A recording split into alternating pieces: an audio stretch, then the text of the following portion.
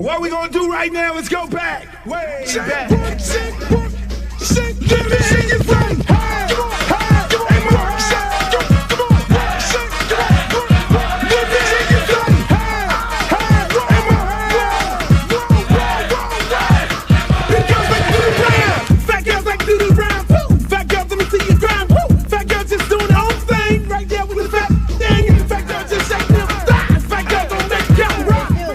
Baby. What's up? I thought you was gonna start hanging out with the big girls again. What is all this trash? Fat girl, hit the ground, hit it up, and hit us up, sound. Fat girl just looking so sweet. Fat girl don't make it deep.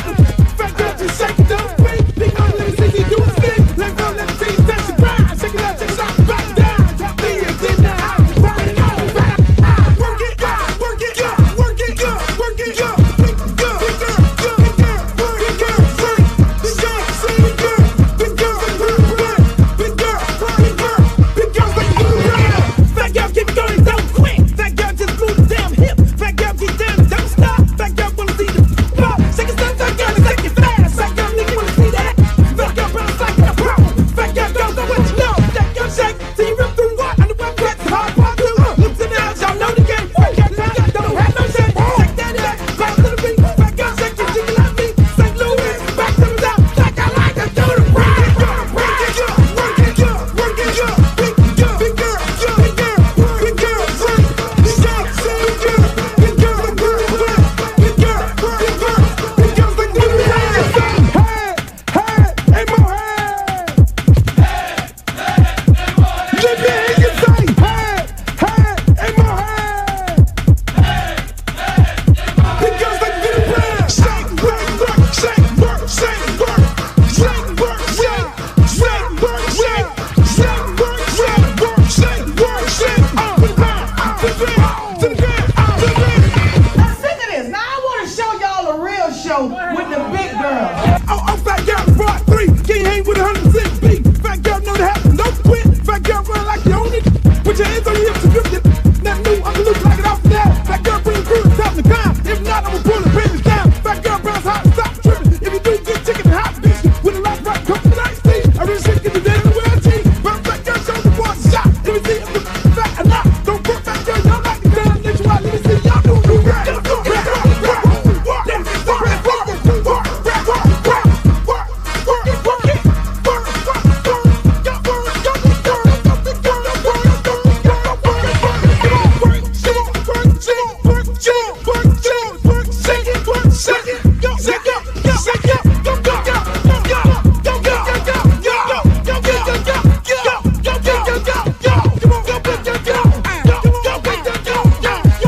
I'm serious. Where you are? Not ever.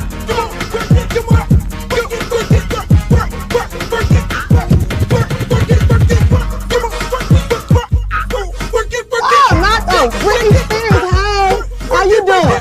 Big girl, big girl, big girl, big girl, big girl, big girl, big girl, big girl, big girl. Oh, but ain't the little leprechaun. Girl, your wings are so up. You look a mess. All about the big girls. What about the big girls? Big girl, work it, work it, work. Big girl, work it, work it, work. Big girl, you done suck all the fat off your ass.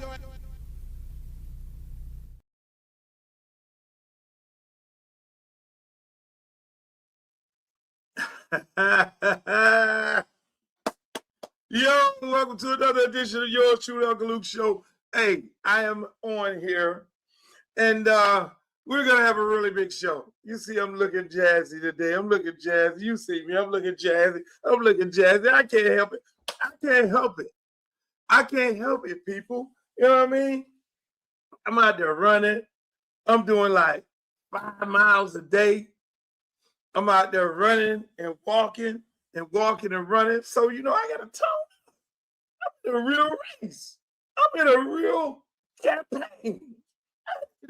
People say, oh, so when did you decide to get in campaign mode? A long time ago. When I decided to get in campaign mode, it was a long time ago. You know, it was all, In all actuality, it was last year.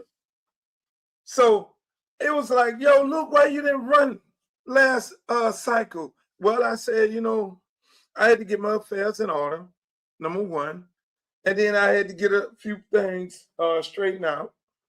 But then more so, I had to get my health right. I needed to be healthy for this run. I need to be healthy when I go to Congress. I need to be healthy when I'm dealing with these piranhas, when I'm dealing with Donald Trump, and I'm dealing with all these piranhas and all that. Assuming the people of CD5 send me up to Washington. I got to be healthy. I got to be healthy dealing with the local piranhas. I got to be healthy, bringing back the money for District 20. I mean, we got all kind of things we can be doing over there. People keep talking about, it's real funny, right? It's really funny when I be looking at, let me just say this. It is so funny when I look online and I see everybody online talking, like it's a big joke. I be seeing people on there like running their mouth, like, Luke running for office. They got jokes and people are sitting there like, Luke running for office? What a joke. You got haters on there. Luke, why is Luke? Who gives Luke the right to run for office? It's gotta be a joke. He cannot be serious for running for office. This is what people are saying. Let me take my glasses off for this. Y'all got to see my face. This is what people are really saying. They think it's a freaking joke. They don't realize that I ran for mayor in a special election against now Congressman Carlos Jimenez. He won. I came in fourth place, only had $10,000 in my account. It was so fast of an election. But this is what I wanted to do in that particular election. I know it's going to be impossible for me to win, but I need to energize the young vote. I need to energize young people to become the process. I mean, at that time, it was cash bail. It was a lot of young issues on the ballot. And so I ended up getting fourth place, 11% of the electorate. And so now when you get 11% of the vote, that's a lot of freaking power. That's a lot of power you can use in other elections. See, it ain't all about being the king all the time. You can always be the kingmaker. Most people don't realize that. You can be the kingmaker, but if you have a block of 11% of the vote and you're consistently being vocal about the issues that concern that 11%, you build on that 11%. Before you know it, that 11% turned to 25%. And so now when people want to be elected, what happens? They come to me. Luke, can you endorse me? And I said, well, let me hear your platform. Let me hear, what you're trying to do for the people. Unfortunately, with Luke, other than any other person who gives their endorsement, you don't have to pay me. I am not on the take under no circumstances. I am about the people. And if it ain't about the people, don't even try me like that. You see, it's a lot of people in politics that are on the take. There's a lot of people who are community servants that are on the take. There's a lot of people in politics that want a bag, and it ain't about them. There's a lot of people that endorse people that's on the take, whether it's pastors at churches, whether it's people, so-called community leaders. They like this. Give me money. But the sad part about it, the money that they're taking is a 500, 1,000, a this and that. That's the sad part about it.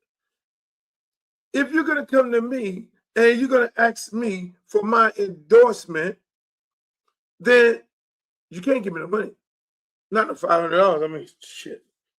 Hell, I got $500 right in.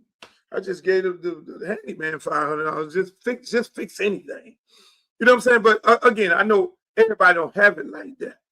So some people think $500,000 and $2,000 is a lot of money, which I understand that. But if you're a person in power, if you're a community influencer, if you're whatever it may be, how about telling them what I tell them? Hey, listen, what you gonna do for the black farmers? And then go stumbling out. What you gonna do for this community right here? We need a brand new senior citizen building. Our seniors right now are in a building that's dilapidated. Our kids are playing on a football field there's no irrigation system. Our community, the roads are not clean. The middle of the highway is dirty. You know what I'm saying? Kids don't have jobs. People are getting priced out of their houses. The community is gentrifying. So what are you going to do about all that? These are the questions that I ask, because these are the questions that's concerned the community. And I mean, that one period of time, it was a cash bail situation.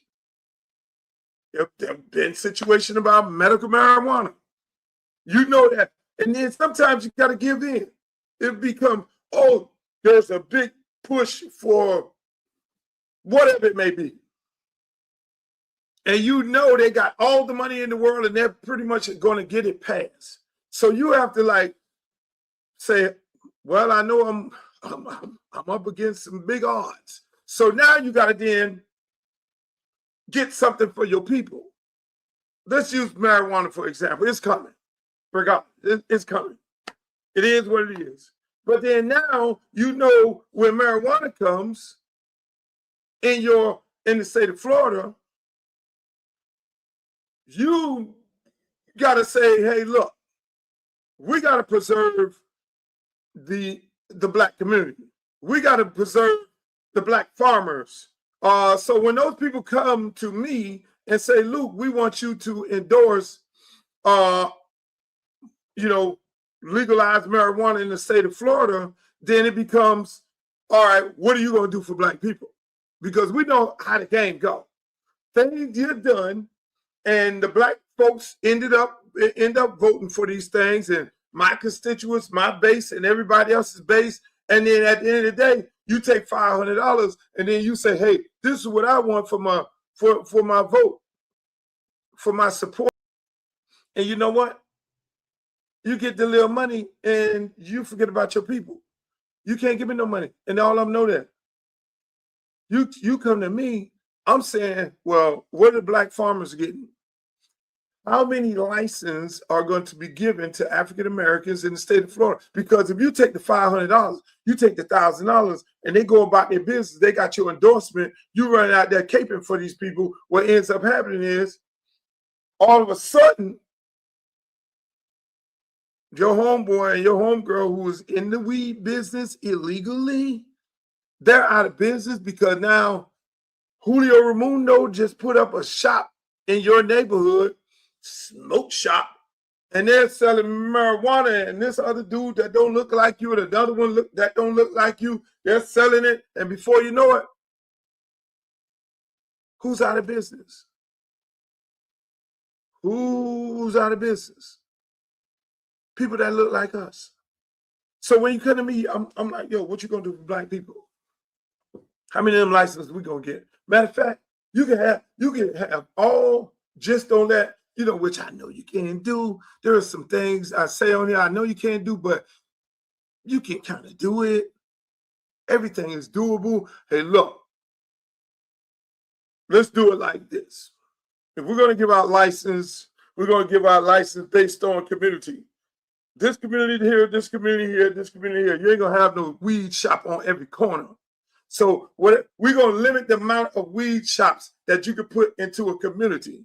And so now in the city of Miami, black community, Hispanic community, Haitian community, Jewish community, and whatever else. Well, you're going to be able to put 2 in the black community. We want those 2. Well, Luke, we're not doing it like that. No, you're going to do it like that. If you want me to support it. I change what you're doing so that we can get the weed dispensary, we can get the dispensaries or whatever it may be in our community. We own it. They don't. Same thing with the farmers. Well, how much of this y'all getting ready to be? How much weed are y'all getting ready to manufacture for how many people? Well, we estimate these amount of people right now. I'll be playing crazy because most people think I'm crazy. Oh, well, we're thinking about this amount of people right here. And I'm just using marijuana as an example of how you deal with politicians. And well, let me tell you this here. We expect this. Well, what's the percentage of Black people in how many of us you expect to help you get the vote? Well, it's 13% of Black African Americans. We get 13%. We get 8% of the 13% to vote on this item. Then, okay, well, you're going to give us 13% of the medical marijuana growing business. And I'm sitting there, and they're like, oh, shit. This the dude you can't give $300 for. And so now I have been doing this forever. This is what I've been doing forever. So when people say, Luke, you have not been in politics, and like as if this the rapper all of a sudden want to jump out there in politics, I be laughing. I be the people around here laugh. The people in Florida laugh. That's why you see these joke things, which I find it flattering. And I find it very interesting because obviously you have not read my book, the book of Luke. If you read my book, you would know that my father and my granddad put me in politics, taught me politics when I was a very young age. When I would go to my uncle's house, or at home with dad on the weekends, you know, my family was together. So in a separate situation, but I'm going over to Uncle Ricky's house. Uncle Ricky Sturb, Uncle Ricky Sturb. The Sturb family is the one who built Miami. Look in your history books. Bahamians could come over to Miami. The Bahamians that came over were Sturbs. They built Miami. So don't get it twisted. So I would go to my Uncle Ricky house. And now that was his brother who built Miami. Go over there and on the weekends, like, look, don't look at no cartoons. You ain't looking at none of this shit. You got to look at this right here. You got to go read these books. H. Rap Brown, Du Bois, Huey Newton. You got to go read all these books. All this. You need to be in touch with your Black history. And that's why I say, people, if they script, you don't need them teaching their version of Black history because they never taught it in school. So when everybody says, oh, they're taking Black history out of the schools, you need to be teaching your damn child Black history anyway. Because all they would teach you was about Martin Luther King to keep it a buck. They weren't really teaching you real hardcore Black history. They didn't teach you that. I didn't get them teachers. The teaching of Black history I got was from my dad and my uncle and my mom. You know, when I-95 ran through Overtown, which is where my mom lived, and I needed to understand the history of that. And because that was a Black community and they ran the highway right through the Black community because they wanted to get rid of the Black. It was no different than what they did in Black Wall Street. They were no different than what they did in Tulsa. No different than what they did anywhere else. No different than what they did in Palm Beach. They took that fucking I-95 was the death of the Black community throughout the state. You see it curbing, and you wonder why it's curbing. But going back to my point, they taught me about politics. And the first thing that they told me was, Luke, you know what? Y'all gonna be free. Y'all gonna be young motherfuckers walking around here. Y'all gonna think y'all free. Y'all gonna think y'all free, but you're not gonna be free because they're gonna get you on. They're gonna get you on integration, and integration is gonna get you on education. And what's gonna get you with their version of education is they're gonna get your mind to the point where you're so confused as to who you are and you don't even know what you are. Like, I'm too young for this. So we will not be allowing you to look at no cartoons. You're gonna be looking at, only thing you're gonna be looking at is reading these books and listening to these tapes to understand. So when you get to be our age, you will be woke and you will understand how this world works, because everything goes into cycles. Are we gonna sit you here and let you look at the news? Like, we're gonna let you look at the newspaper. The news? What do you mean the news? Okay, look at the news. This is my first introduction of what propaganda was. That's why all the CNN, MSNBC, all these news, CBS, you name it, all of them, total propaganda. Total propaganda. I'm sitting there as a young person, like, where are we going at with this, man? I really want to look at the Jetsons.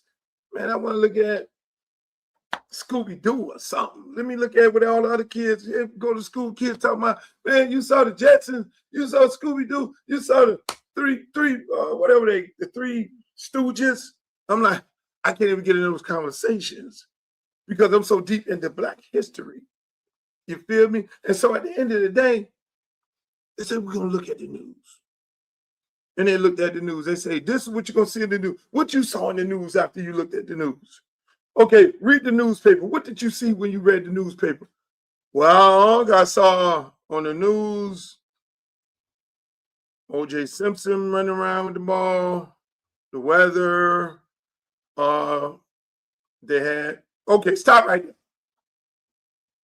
What you saw in the news was, as soon as the news came on, in the news today, the camera goes into the Black community because if it bleeds, it leads.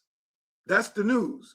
In the news today, this is what's going on in the Black community. He robbed the store and all this here. And they got the Black man on there. And he's sitting there looking crazy. And then and then another Black guy beat his wife and all this here and blah, blah, blah. So the news starts off with what Black people are doing bad to pump this to everybody in the community, and on top of it, and along with Black people, that Black is so bad. Black people are so bad. Nothing pumped on the TV that's saying these are some good Black people.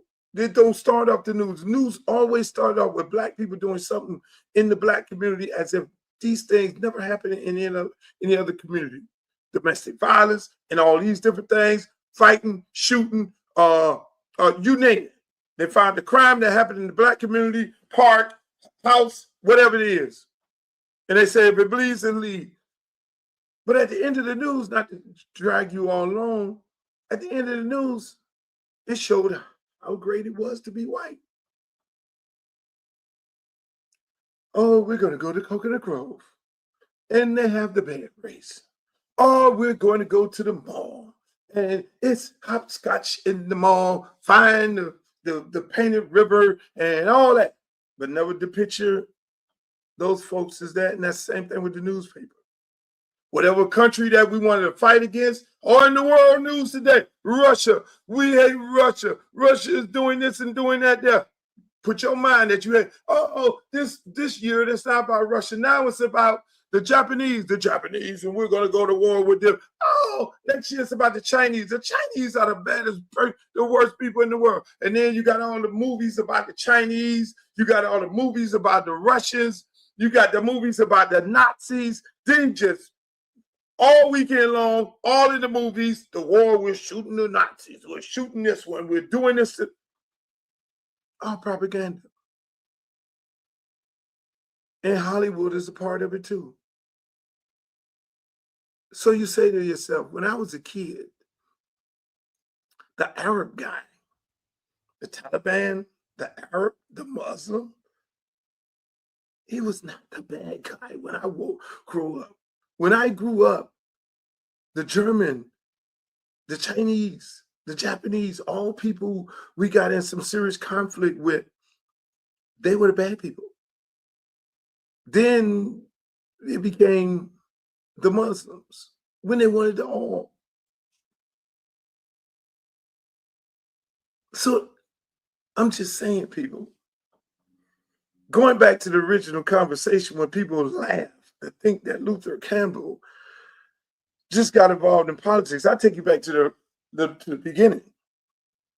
And then fast forward early on to my music career. My music career, I was the perfect storm. To be honest with you, I was the right guy for them to screw around with. Oh, we're going to take and ban his music. Oh, we're going to do this. We're going to take it off the shelf and all this, and we're going to take him and drag him into court. I didn't have no invisible chains on me. I was waiting for you all because I was always taught that when a black man has a voice, he's either going to get locked up in jail or they're going to try to take all of his money and break him, or they're going to try to imprison him in the brains. Black men have a voice. All those black men who have a voice, they ended up in jail. Or they got it on the balcony. Or some kind of way. I'm just saying. So I knew it was coming. Black man with a voice. Black man selling his own music out the trunk of his car. Black man using the Constitution, free speech, the same way Andrew Dice Clay used it, the same way Millie Jackson used it, but she's unfortunately on a white record label. Same way Leroy Skillet, on Esther, Red Fox, Dolomite, all those people use it. I wasn't the first person to put explicit lyrics on the record. I was the first person to design the parental advisory sticker because they were coming after me. I know the politics. Oh, they're not going to get me like this. I'm going to take the same design that they use in the movies and use that parental. Hey, parental advisory, 17 and older, you can't look at PG. I just created the sticker and put it on the record. And then I went farther than that because I know they were after me and I needed to be 2 steps ahead of them. I then created 2 sets of the record, a clean version and a dirty version. And so I put the sticker on the dirty version to alert record stores that this is the explicit version of it. Don't sell this to kids. This me being responsible, but they never told you I was being responsible. This record here is intended for adults, no different than the movie theater. This is a movie that's intended for adults. See, I always use common sense. And that's why anybody ever asks me, Luke, you got any reservations? Would you do anything different? I did it when I was doing it. Because I'm always responsible. Because I know the politics of the game. They're trying to get me. And as this is going on, I have people who are coming after me. Sheriffs. Who's coming after me? Governor Martinez. There's the song, fuck Martinez, Martinez. Because he's coming after me. Who's coming after me? Sheriff Nick Navarro. F. Navarro. That's politics. Because now I'm at the forefront of what the future looks like. If I allow them to get me, then there will be no other rapper that could come right behind me and do what they're doing. So all your Sexy Reds and your Lottos and whoever it is cussing on the record right now, you owe that to me. I stood on that wall and took all the lashes for what you have today in this music. But what was it?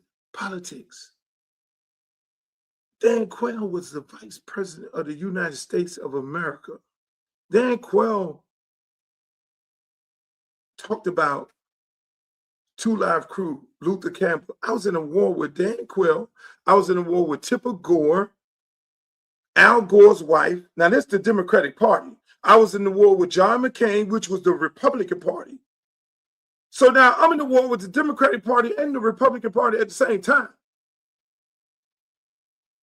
My judge was Judge Gonzalez, which was a Democrat appointed by my federal judge was appointed by a Democrat. He was the first person to deem the record obscene. So there was no political partisan party involved in this, because when I went in the room, politics. Who appointed this judge? Judge, this is Democrat. Oh shit, we looking good. Really? There was a Democrat judge that deemed my record obscene. I'm in politics. So now I go to the city, Cincinnati. The local sheriff comes out. We're going to put you in jail. Okay, that's fine. For free speech, that's fine. I ain't got no problem. I'm ready to go. Every city in America, you had people coming down on me from all over the place, and it was all politically driven. And the question was whether what we were doing was protected by the First Amendment. And I took it to the door, to the Supreme Court. So it's funny that people say, how does Luke know anything about politics? What candidate in this race? How many congressmen or women have went to the Supreme Court? How many congressmen or women that fought jurisdiction after jurisdiction? How many congressmen or women, before they became congressmen or women, they were fighting against the government? They were fighting against the governor of the state of Florida. They were fighting against the vice president of the United States of America. They were fighting against two senators that wanted to bring me up, that was subpoenaing me, and I gave them the middle finger about coming to a Senate subcommittee hearing on free speech. Are you serious? But I know my rights. I'm in politics. So now I'm fighting everybody. Let's go. You got the right one. Uncle Ricky, Daddy Stanley Campbell, the Jamaican. They already told me what was a coming. They told me what was a coming, boss. And I was ready. And I loved every minute of it, to be honest with you, because none of those cases was getting ready to put me in jail. I put myself in jail because when the judge deemed the record obscene, I said, screw him. I believe in the Constitution. I'm going to go to a club right down the street from him, and I'm going to sing these songs that they just deemed obscene, and I dare them to put me in jail. So that's why you see the picture of me going to jail. Oh yeah. Oh, on that. I got no problem going to jail. Put my life on the line for people, for my people, and for all people, and for the Constitution. I did that. Been there, did that. This will be the only person in this race and the only person in Congress that actually went to jail for free speech. So what you talking about? What are y'all talking about? What are y'all talking about? You wanted me on that wall. And I stood on that wall, and I stood on that wall 10 toes down. So it's flattering to me when I look at the comments and people like, how does he decide to go? Again, I'm okay with it. I love it. I love it. It's flattering that, but it's really sad that a lot of people don't know their history. A lot of people don't even know their history. It takes people in my generation to know the things that we went through for this generation to be able to allow to do what they're doing right now today. It was my generation. Everybody's like, oh, he's a rapper. Young people don't vote, and he's a rapper, and how he's going to expect to win and be a rapper? Well, at the end of the day, I am an entrepreneur first. Big business first. That's number one. Rapper is second. Businessman number one. Okay? Because I'm the only one that I know I took the record, Two Live Crew record, there, all the record companies, all across the country. It was like, no, ain't no such thing as hip hop in the South. So I had to do it on my own. So I created this big ass company called Luke Records that you see all this shit on the wall. Ain't just about Two Live Crew. That's H-Town right there. Poison Clan over there. That's the Friday soundtrack over there. Are you serious? Pitbull. Trick Daddy. Some whole big ass business. 8400 Northeast 2nd Avenue. Some business with 32 people working and another 100 people working around the country. It's business. We're marketing, promoting our music in all the different areas. We're manufacturing and producing and shipping. It's me.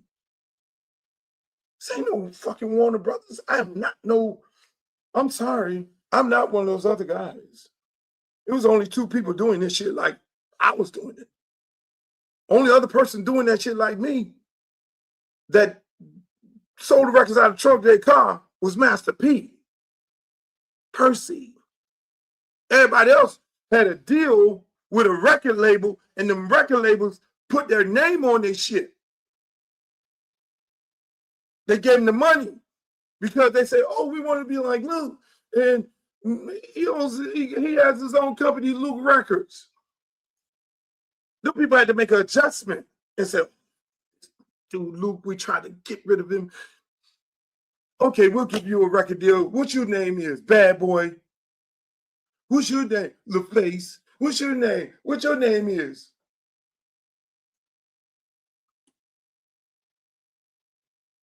What do you own? The name?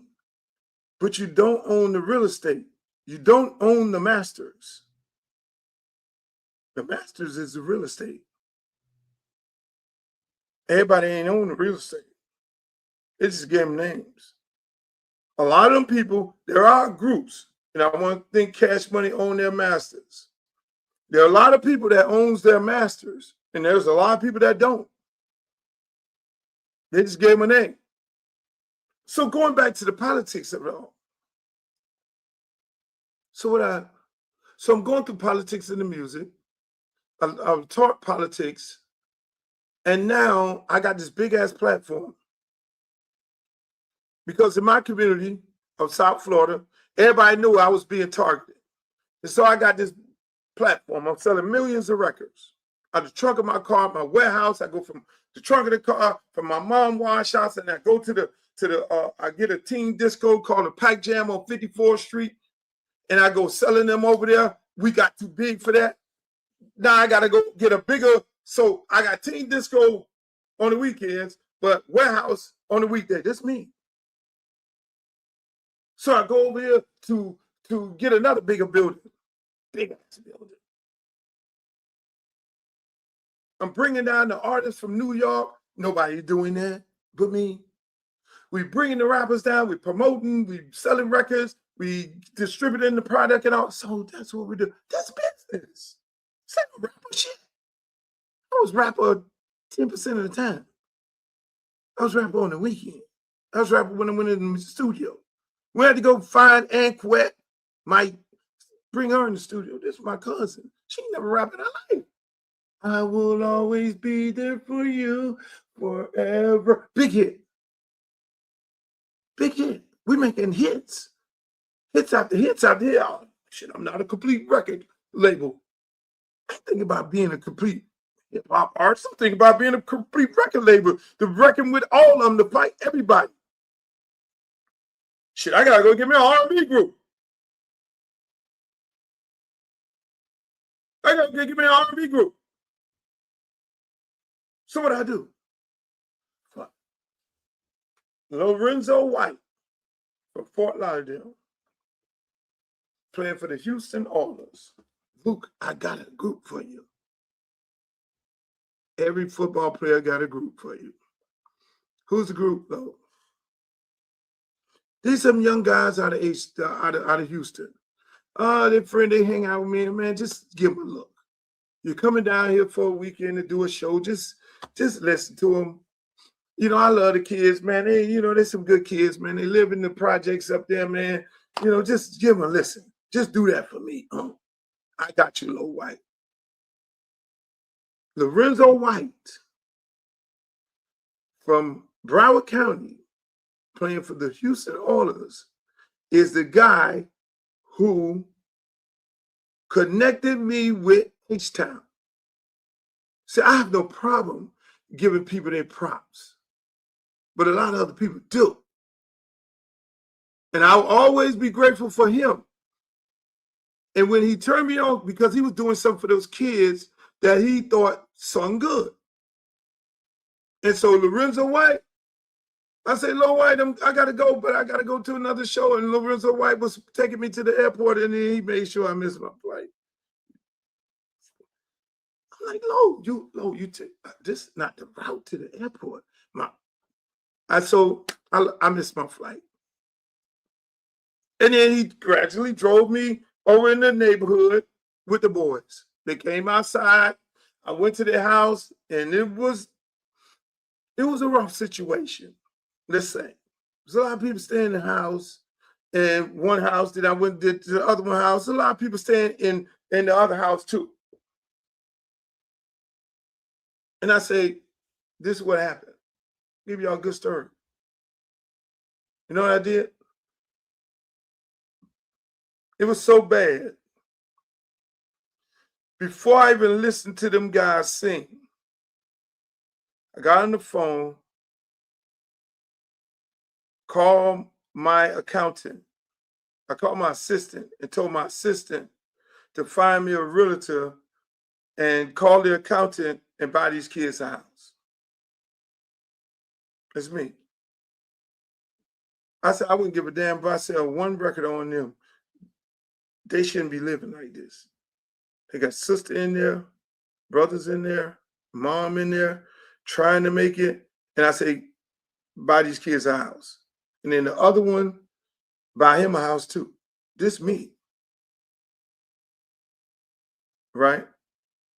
Because I'm just, look, I chalk it up to the game. Now let me hear y'all. Singing, I'm always looking for distinct voices. I was taught that by Slack Johnson. God bless his soul. If their voice is unique, then you look for that. So I said, what you guys' name is? They said, it was two brothers, looked like twins, and it was one of their best friend. And I said, what your name is? Our name is the Jits. The Jits? Like Jitterbugs? And they say, yeah. I was like, well, we ain't going to use that name. How about I'm going to change your name to H-Town? And I changed their name to H-Town. So where did I get that name from? At the time, my good friend, Greg Street, was DJing on the radio in Houston. And I would go see Greg Street because Greg Street DJ'd at my club, Miami's in Pensacola. Businessman. I had 3 clubs. Strawberries, Club Miami's in Pensacola, Luke's Miami Beach, that you see the Me So Horny video and I Wanna Rock video. Those are all my establishments. On top of it, 2 teen discos. Businessman first. Greg Street. Every time I'm going to the radio station, yeah, what's up, H-Town? We doing this like this, baby.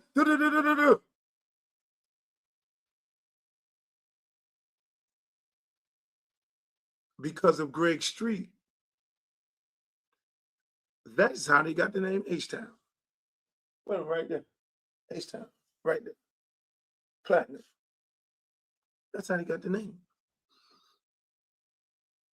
Sticks, the producer, Pat, the manager. That's how it works. It's business first. Then I go on and okay. Then I go into this. Again, I would not be complete. Fat Joe and Big Pun getting off in New York, doing their thing. Big Pun on fire. I even did a song with Big Pun. Love him to death. Say, hold on. Shit. I would not be right. I'm living in Miami. I gotta have a Cuban rapper. So I go on this long crusade. You A&R Julian, go find me a Cuban rapper. I don't care what it is. Bring me the music. I need to hear a Cuban rapper. Go get, first of all my artists got to be able to sing a cappella, and they got to be able to freestyle. Trick Daddy, JT Money, Pitbull. So they bring me this tape. I'm looking at the tape. This mother spitting, battle, underground shit. Bring him in here. He got the braids on his head. He talking like he a brother. Hey, what up, man? What's up? What's up, huh? Man, I gotta hurry up, man. I got some things I gotta do out here in the world, my brother. I'm on. Where you hanging out? Open locker. I live over here, Liberty Hill Banner. Hold on, man. Spit some shit right there. Let me see if you for real. Pitbull. That guy you see with them tight pants on and them tight outfits, and you think he's not a real rapper? You do not want to battle him. You don't want to battle him. I don't know of a rapper on this earth that can out battle rap Pitbull. And I'm looking right in this camera saying that. That guy who I made my word and work my ass off and him. Freestyle battle rapper. So again, that's business. So everybody wants to talk, oh, look, this new day. So then I take all that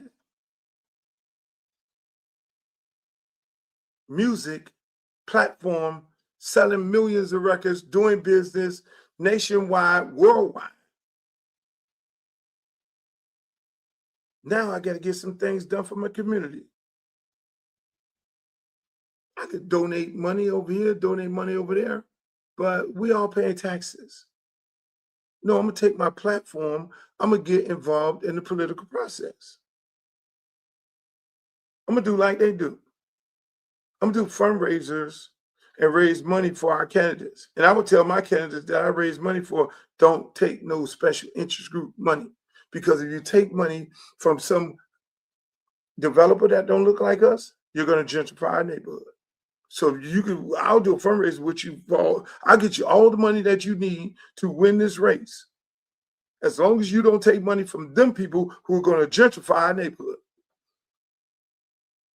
That's politics.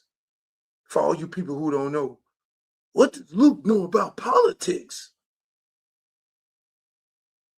You know who taught me politics? You want to know who taught me politics? It was a lady, a congresswoman named Carrie Meeks. Carrie Meeks. You know his son, Kendrick Meeks, who was a congressman, who ran for governor and senator. The Democratic Party put a shaft on him. His mother, when he was running around like a kid, it was his mother that taught me politics. Because her office was right around the corner from my house. I used to give out the flyers and all that and sit there, listen to Miss Meeks, Congressman Meeks. God bless her soul.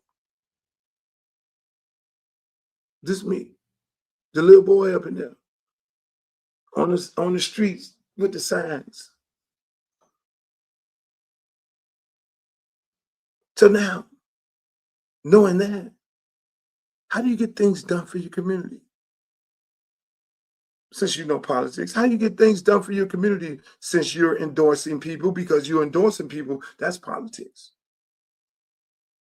You're endorsing them to get shit done.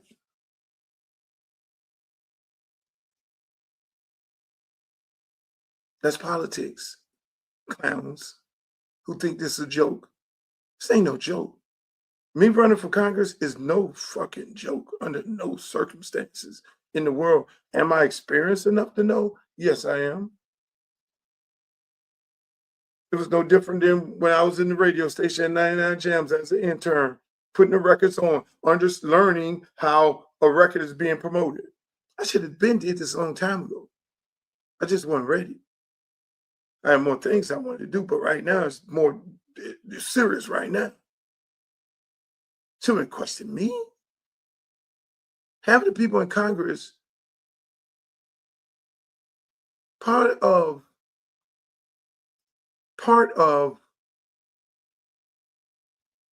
qualifying to hold office, any office, should be how much community service you've done.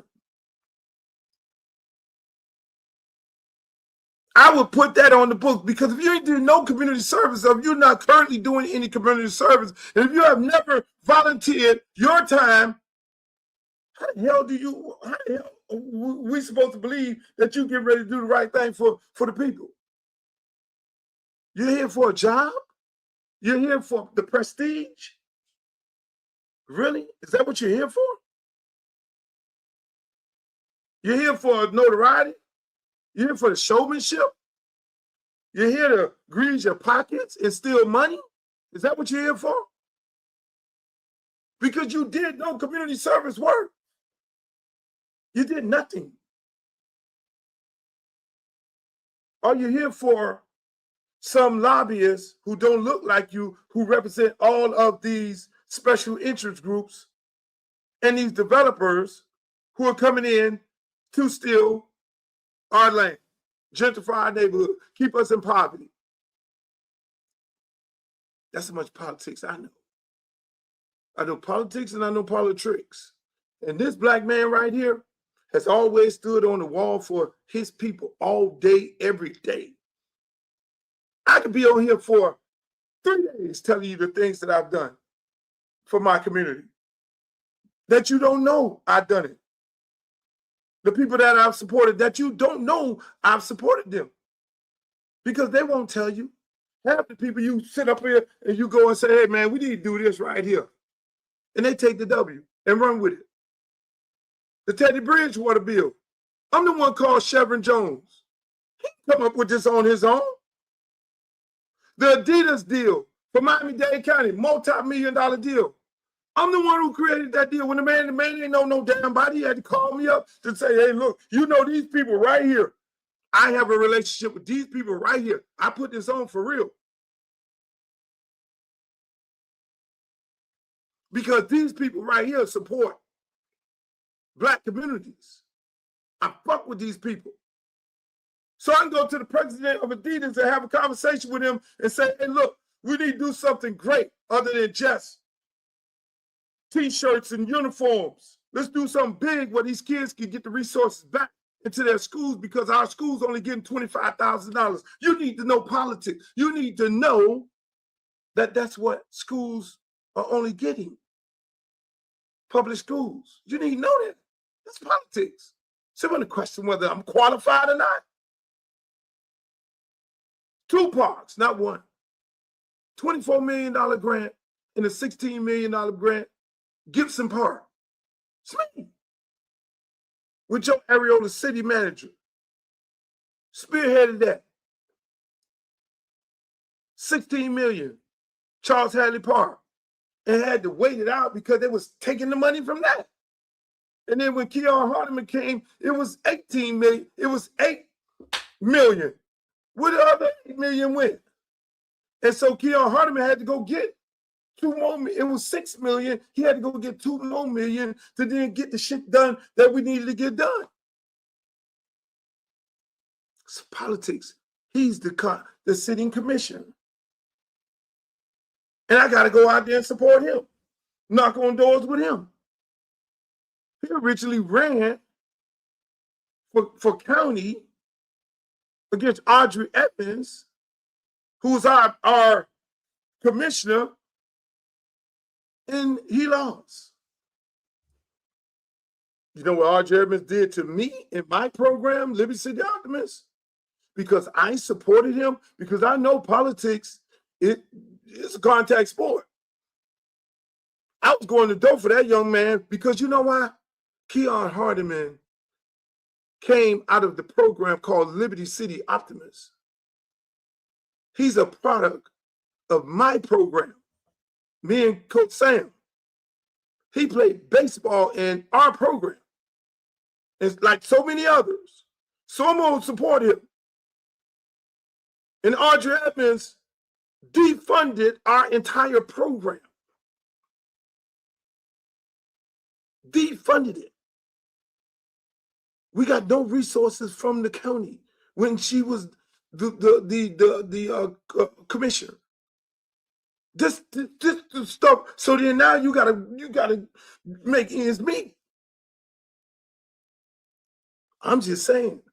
So Keon runs again. Keon wins in the city. Now he's the sitting commissioner, one of the top politicians, one of the brightest minds in the state of Florida, in the country. You don't know, you don't see him. You might. We know him, we love him. Because he ain't dancing all on the videos like Suge Knight and all that. He ain't all over here, he ain't all over. He just get the work done. That's a kid out of our program that I founded. And there's so many other bright minds. So when you talk about what part of politics does Luke know? No, I know how to get shit done. I know how to create mentally. So, man, what is he doing? When Pop Warner, the white organization for youth football, had us paying fees to them, I said, well, why the hell are we paying fees to Pop Warner? Why are we going up there to this white man, Pop Warner National Championship game? Why are we doing this? And just like, why the hell do we have to have somebody over us, which is a black sport? I don't know what a Pop Warner is. You know what? Hey, Rod Mack. Hey, Kenny, Boys Club. Hey, OJ. Hey, Sam. Hey, Ben Hanks. Hey, everybody. Hey, Martin, Scott Lake. Hey, Heavy. You know what? Let's do this here, man. Got in my car, rode down south. Those guys say, no, we don't want. Got in my car, rode to Lauderdale Lakes. Got in my car, rode all the way to Riviera Beach. You know what we're going to do? Damn, Pop Warner, we're going to start our own. Why black men can't sit at the table and start our own league? Why are we paying all these fees to go to their championship where we could go rent the same place they rent? So I created this youth league called the NYFL, National Youth Football League. And with my power of politics, I then went over there to Eric Palms, who's the president of the Orange Bowl, and said, Eric, I need you guys to sponsor our league. Before it was Eric, it was Keith Tribble. Keith Tribble was the president. Keith, here's the deal. I got all these leagues. I need you all, the Orange Bowl community, to give each one of these programs a couple $1,000 here, to help them out with the officials and all that there. And that's what we're going to do. Keith, let's go, Luke. Keith Tribble, the guy who ended up becoming UCF athletic director. I went to Keith Tribble and came up with the idea of starting the National Youth Football League. and them making donation. We fell up under the umbrella, went to all these different teams and say, man, you brothers could do this on your own. We could have our own freaking board. We could play our own games. You all could take all the money and put it back into the kids and back into your programs. That's business. That's mobilizing. Who's y'all with one of the greatest presidents ever of the United States of America? What did he start at? What did he start as? A community organizer, I guess. You know that guy named Barack Obama? That's what he was, a community servant. He passed the test. When Kendrick Meek put me on the phone with him, that was at the NBA All-Star game. He said, I got this brother that running for president.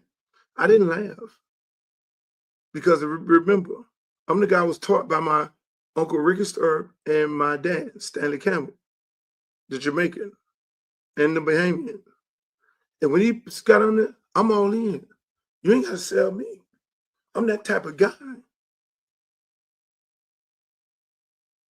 Then he said, man, I'm doing this community work over here in Chicago. That's right down my alley. So I'm not going to bore you all with this no more.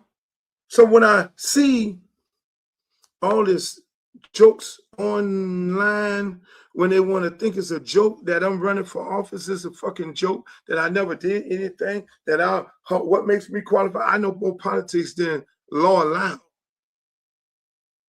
When I get on CNN and the man say, oh, Luther, what makes you think you can get some things done? Well, I ain't got no problem. I really don't have a problem going over there to talk to damn Donald Trump. Why would I not? Y'all elected him.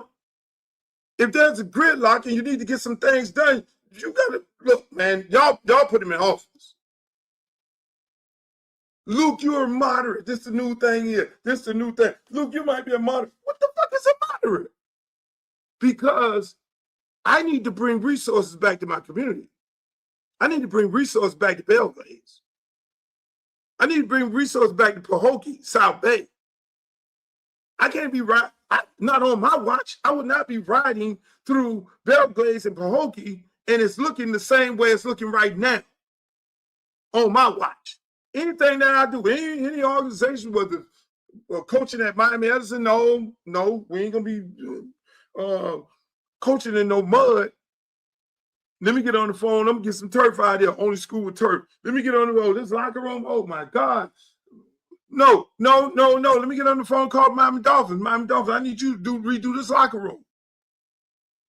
I need my park renovated. 28-acre park. I need a gymnasium. I need an aftercare program that got in the white community. We need all the bells and whistles, and we ain't cutting no corners. And that's the same thing I'm gonna do for my district. Everybody have different issues. Everybody have different needs. You got a whole corridor on 6th Street. You got Trick Daddy restaurant right here. You got Chris Smith right here. You still got some area. Man, that whole thing should be lit up like 3rd Avenue Overtown back in the days. No, it should be lit up like 6th Street was back in the day. Black business after black business after black business. And I can tell you one thing, you about my ass, that's what I'm going to do. I leave everywhere I go better than I found it. But I never go into quick fix situations. I never go. When I went to coach at Miami Central, there was the doormat to Northwestern and every other school. We won the first state championship in the history of Miami Central. And it was off the backs of my kids from my national championship team on the park. It was the Charles Gaines Jr., it was the Devontae Freedmans, it was all those guys there. It was Raheem Cato, it was Tommy Schuler, Cato, the guy had issues at Springs. Come on, Cato. It was T.Y. Hilton dad that called me and said Cato is having issues at the school, and then put me on the phone with Kato. God bless his soul. He's still living, doing his thing. Kato, come on over here. Coming from a tough environment. And then Tommy, Mom, why are you leaving Tommy? Tommy, come on, Tommy.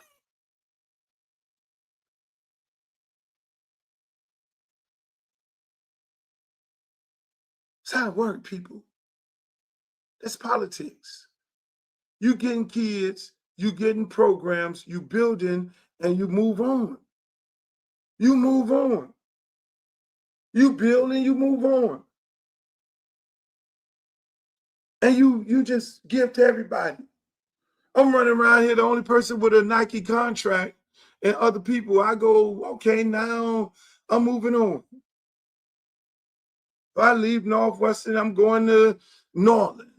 And Coach Heidelberg, they got these old ass uniforms with Under Armour. I'm saying, Bird, you got an Under Armour deal? He said, man, that deal been passed. Well, goddamn it, I'm with Nike. Nike, Ralph, you need to sponsor Norland. I'm at Norland. And better yet, Ralph, you know what, Ralph? This is going to blow your mind. You know what, Ralph? This is what we need Nike to do. Let's get on the phone with Phil Knight. Phil Knight, Worldwide West. Can you get me on the phone, Phil Knight? We Worldwide West on the phone with Phil Knight. Got him right here on speed dial. I like to tell people all the time, I got motherfuckers on speed dial. Phil Knight is on speed dial. Phil Knight, it's a black city. Won't y'all just sponsor the whole city?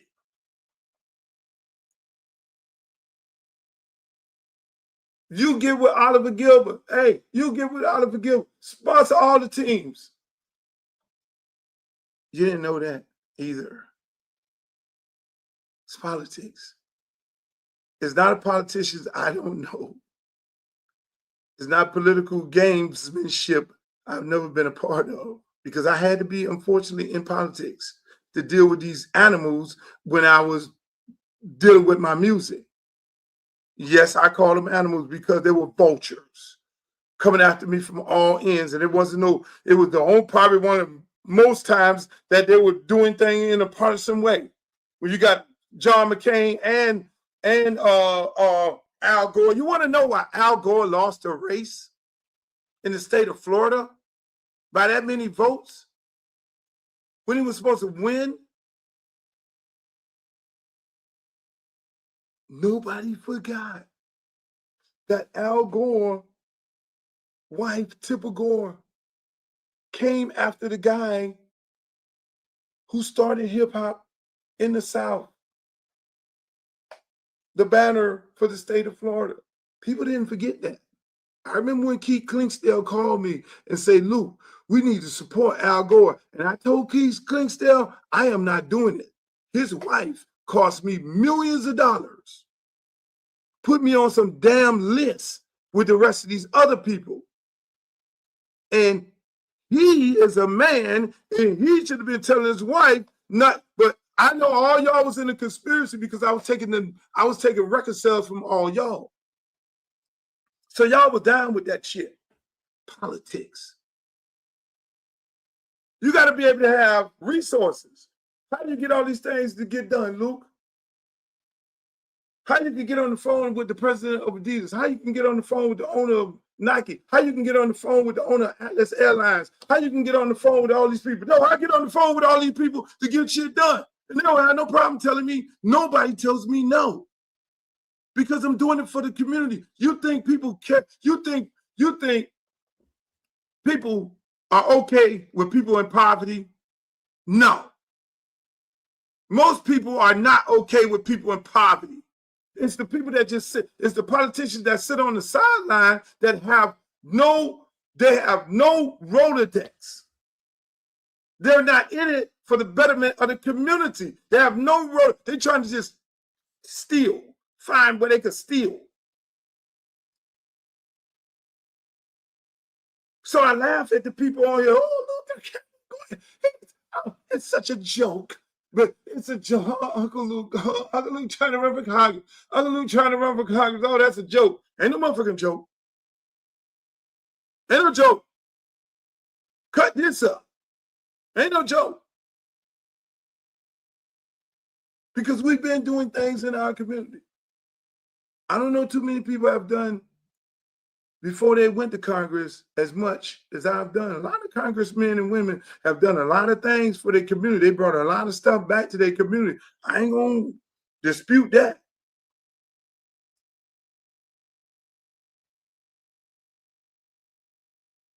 You're gonna tell me this is how funny this is. It's not funny, but let me just say this. That's why Bill Gates still looks like I get on the phone, call it Ricky Jackson, Rick and Bill Gates every day. What we need, call a young lady over there. What we need, I'm going to meet with the mayor of Riviera Beach. What we need, even though he might be supporting somebody else, I don't care. I really don't care. Who supported who? Any one of these political officials that's already supporting another candidate in this race, it's okay. Just tell me what the needs are, because when we win, we're going to get it done. And I'm not going to hold that against you. I'm not going to argue Edmonds, y'all. Well, when I supported Keon, then she throw our whole organization up under the bus. No, it's bigger than that. You got to partner up with people. You got to be willing to work across the aisle. If you can't work across the aisle, they say, well, if you're going to work across the aisle, how are you going to do that? That makes you purple. That makes you a moderate. No, that makes me working for my people. My people will be sending me there to get the work done, just like my organization, Liberty City Optimists. They send me to go do the work for the kids of our community. I have to go and get the money. I have to go and get the grants. I have to go and do fundraisers. The people in my community, hey, look, they're going to get on the phone and call me regardless. So, Broward County, and it's the other funny one. Oh, he don't live in Broward County. He don't live in Broward County. He's from Dade County. So, one, I'm a rapper, and young people ain't going to vote, but yet still, they don't realize, yeah, I know I look good. I'm 65. So my generation is the generation that's voting 100%. So don't sleep on that shit. So as a rapper, in my generation around here from South Florida, they understand. They were the ones cheering. They were the ones celebrating. They're the ones that had my back. It wasn't no just about Miami having my back. It wasn't just about no Miami having my back. No. You would lead to believe that, and most of these people like to say, they think, oh, he's just Miami, No, I went to jail in Broward County. I won a case in Broward County from a jury from Broward County. I went to federal court when they deemed my record obscene in Broward County. I got my record overturned by a jury from Broward County. I lived in Broward County for the last 12 years.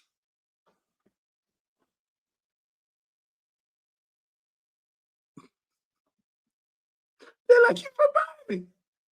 Yes, I'm from Miami. I live in Broward County. But just like when I found Pitbull, just like when I said, I'm not complete if I don't have an R&B group.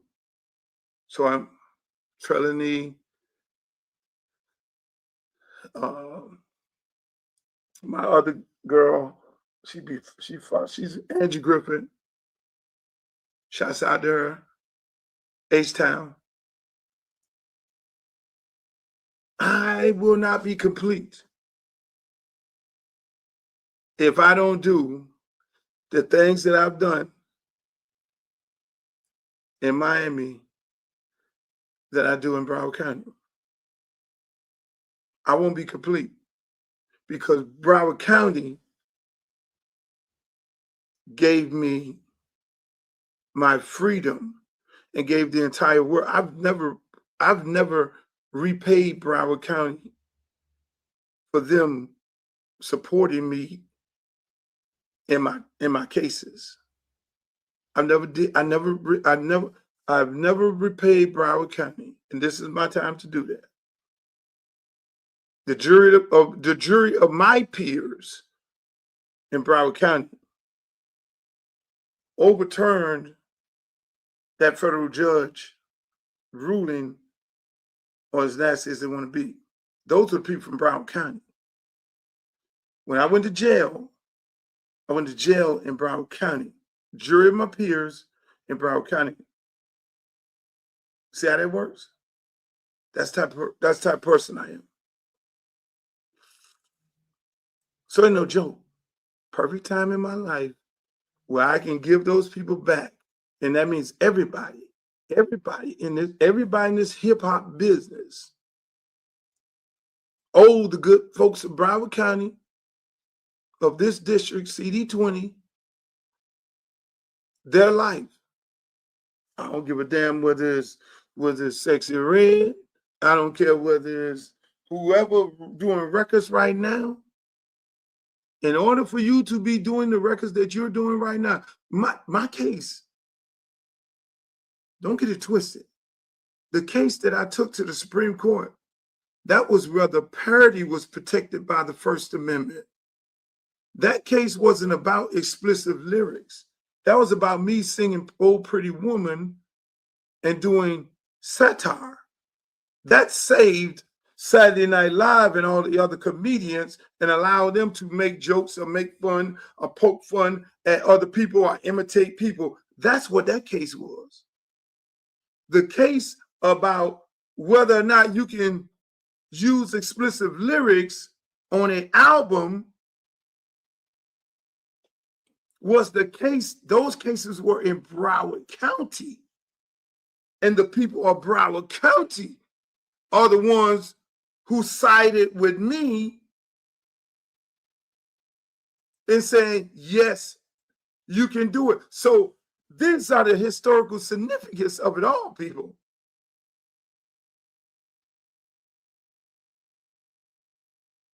We all owe this community. We all owe the people of this community.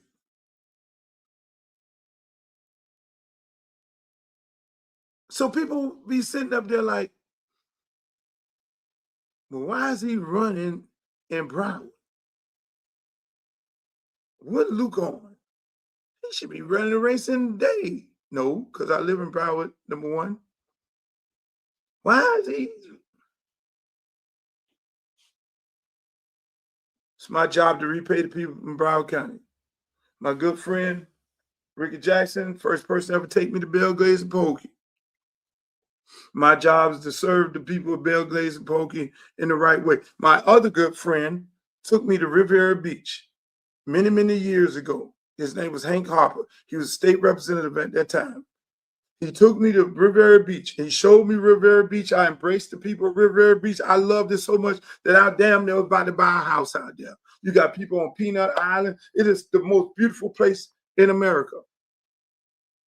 It is the only Black in the state of Florida. It's the only area where Black people own the beach. And they're trying to steal it.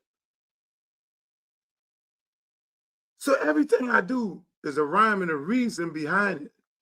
I just don't do shit. Now, my job is to go out there and work my ass off and go out there to try to get the votes. And my job is to listen to the bullshit on TV and listen online. Everybody making a joke. Hey, they're going to do that. But your job is to get in their comments and get their ass a history lesson. When they try to make a joke out of this campaign here, it's your job to get in their comments and make and not clown them, and not troll them, but give them some history, because most of them don't know. There's no joke about this. This campaign is not a joke.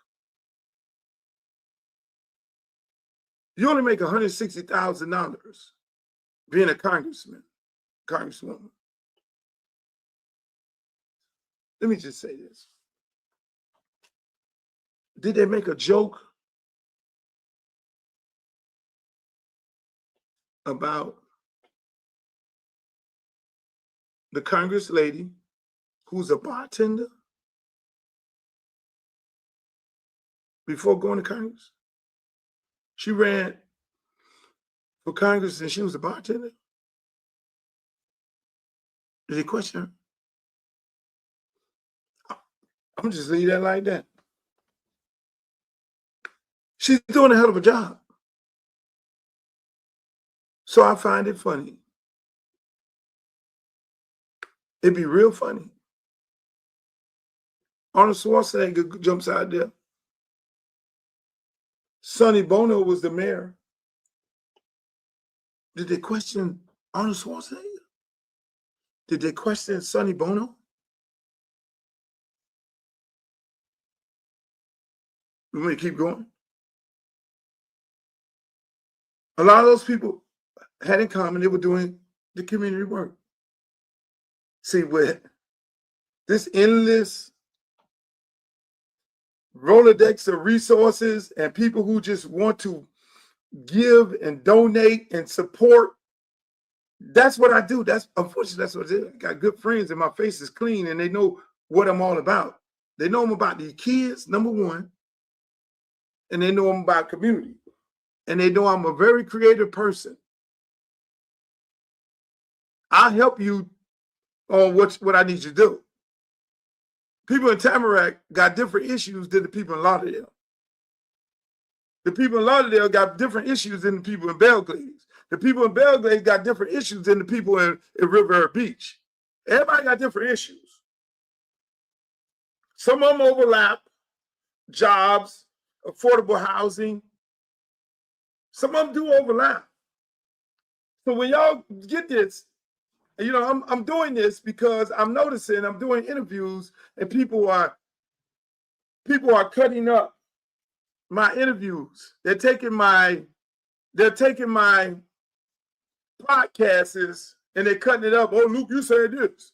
You saw the interview this weekend on CNN. Luke, you said this. So I basically shut down all my interviews. You're only getting my conversation right now. I did 2 major interviews. I'm going to do a whole bunch more this week. But I shut them down. I'm going to do CNN on I'm going to do that. Shit, it was early in the morning. I had to ride back from Key West, my son, because my first job is there. To do what? Oh, my friend down there.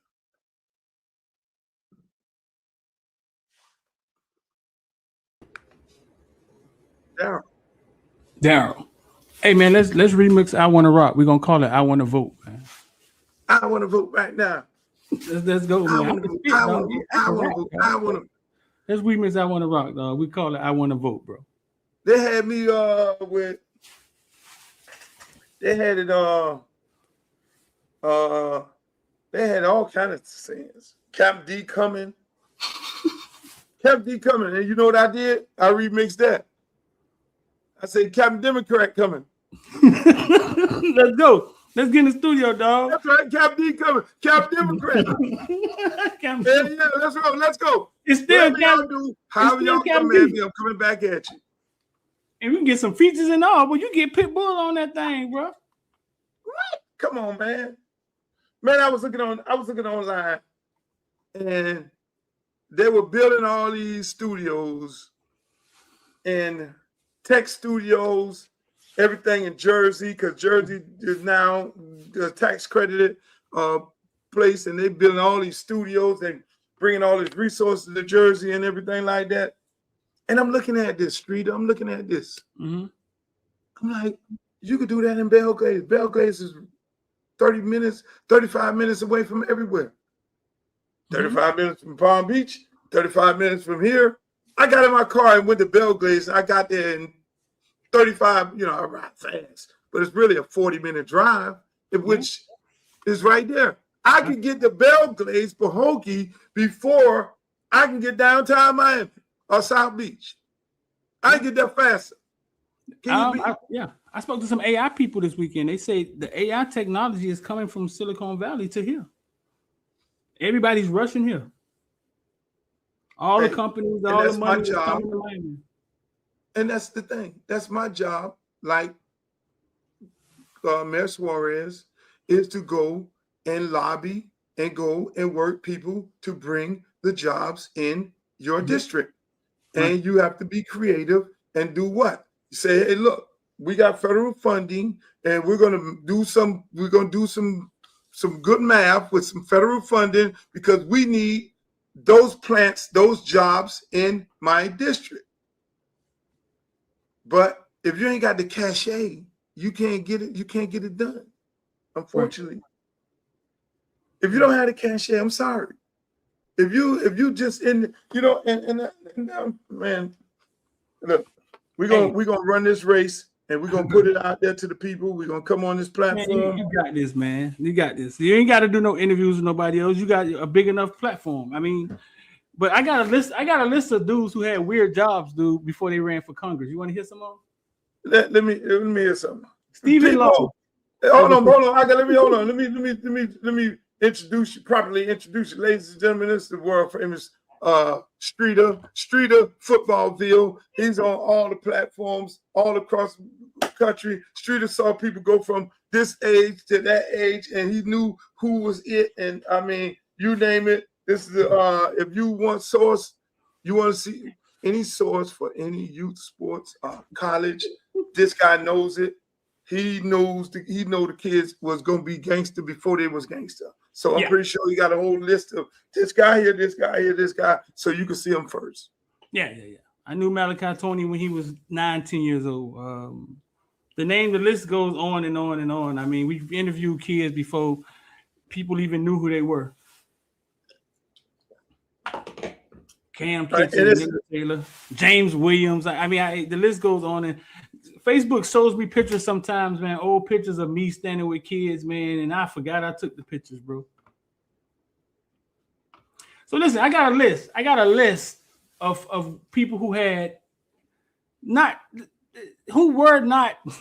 know what I'm saying, politicians or in the community before they became congressmen, or they just had a weird job.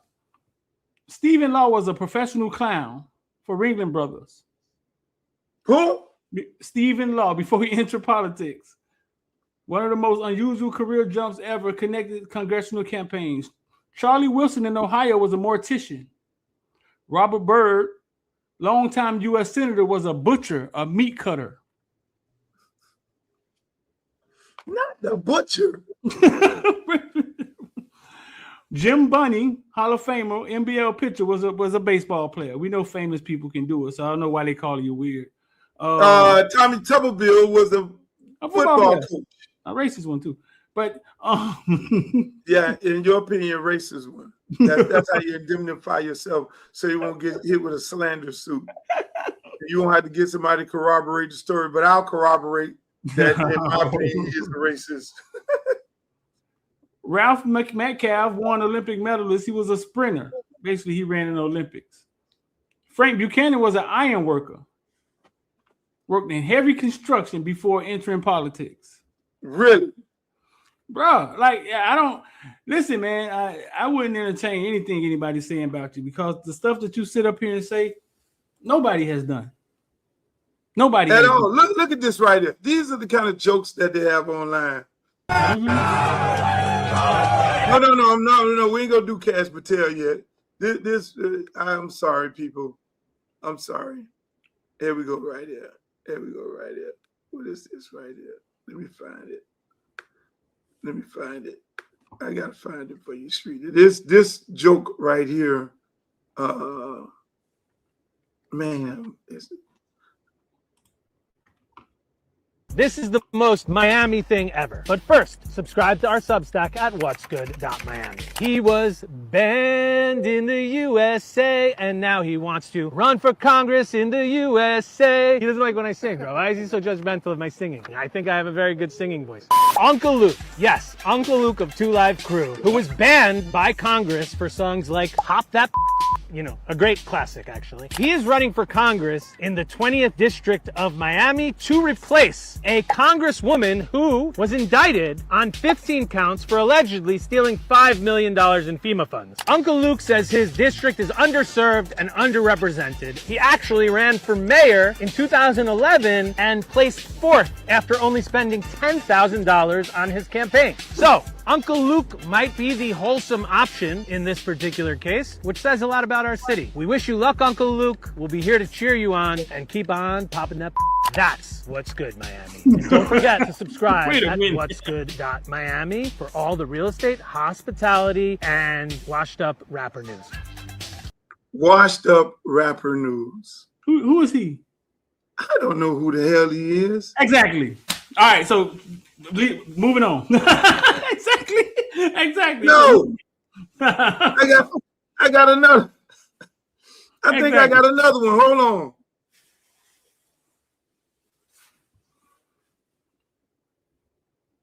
Hold on. Why is she not talking? What's wrong? Come on, lady. You probably don't need to hear her. What's happening to her? She's experiencing technical difficulties. I'm sorry. Well, we'll just leave her there. She don't want to talk. But you took that it down? was a good one. Yeah, I listen. She's out of there. But yeah. So you thought his was an insult? No, I didn't think it was an insult. But it was a couple of them on there, which it's not. No, I think it was good. I love them all. To be honest with you, I enjoy them. Whether they're talking good about it, bad, the washed up rapper part. I don't know where that came from because I still sell out concerts. But at the end of the day, it's amazing. It was.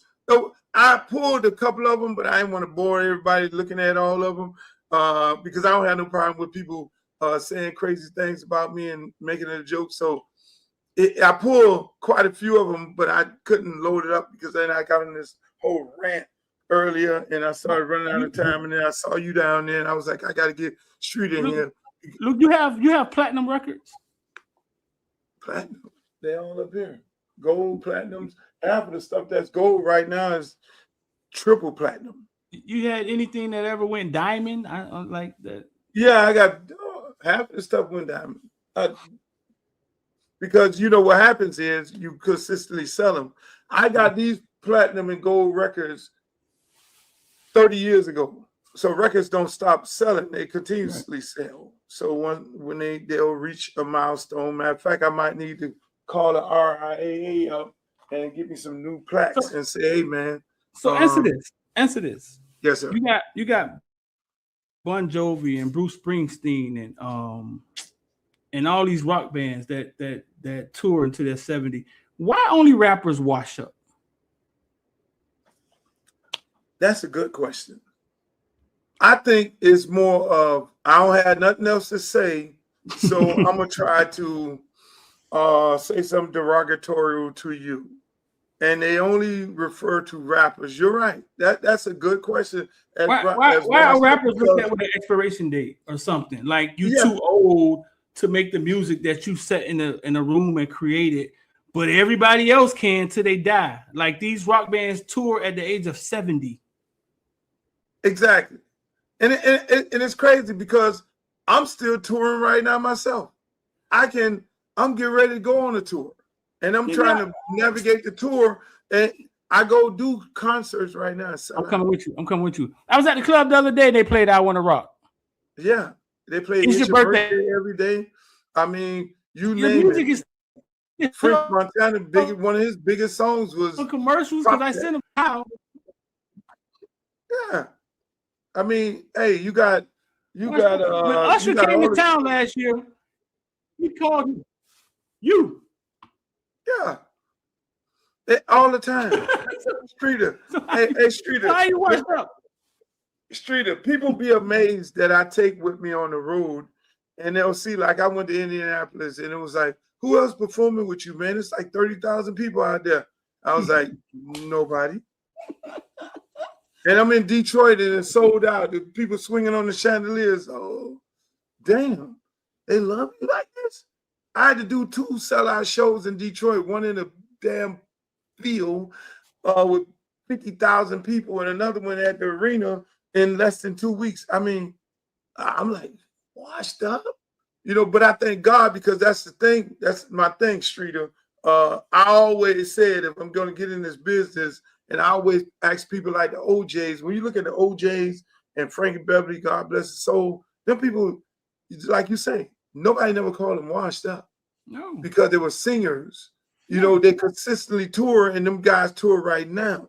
Right. In music, there's no such thing as you getting old. I just saw DeBarge just performed the other day. I mean, right now, Ice Cube didn't put out a record. Ice Cube sell out an arena right now.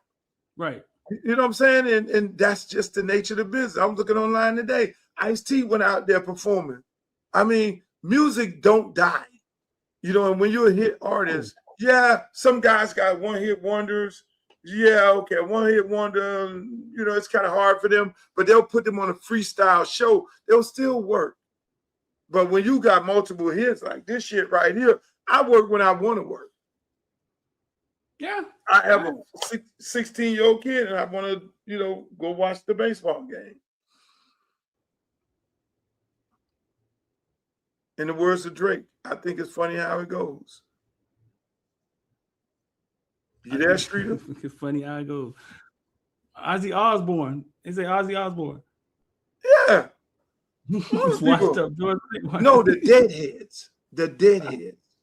The Deadheads go and perform right now. People literally sleep outside of the arena. Okay? Yeah. Yeah. The Deadheads, they do the same thing that they were doing when they were young. No, it's crazy. So yeah, it's always right. It's always yeah. They make a derogatory term for rappers, which that's not really the case. Because right now, if I go fire up right now somewhere, I just went and fired up at this festival the other day. Wait, hold on, in Pompano. JT Money did a festival in Pompano and asked me to come on stage with him. And I went out there and on the stage for 2 seconds. Where's the clip? I need to, man, let me put the clip up here. And the people lost their mind. They don't do that for washed up people. Unfortunately. Only people get washed up is people, they don't never be washed up, but athletes come and they go.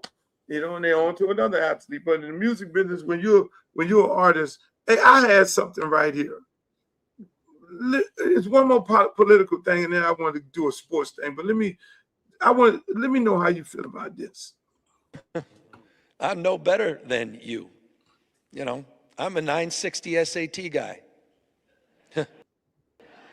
And, you know, and I'm not trying to offend anyone, you know, trying to act all there if you got 940.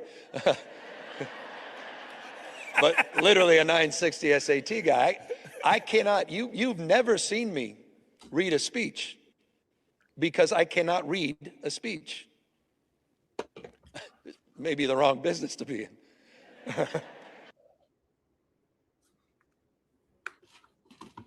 So that's Gavin Newsom for you and the people in the audience.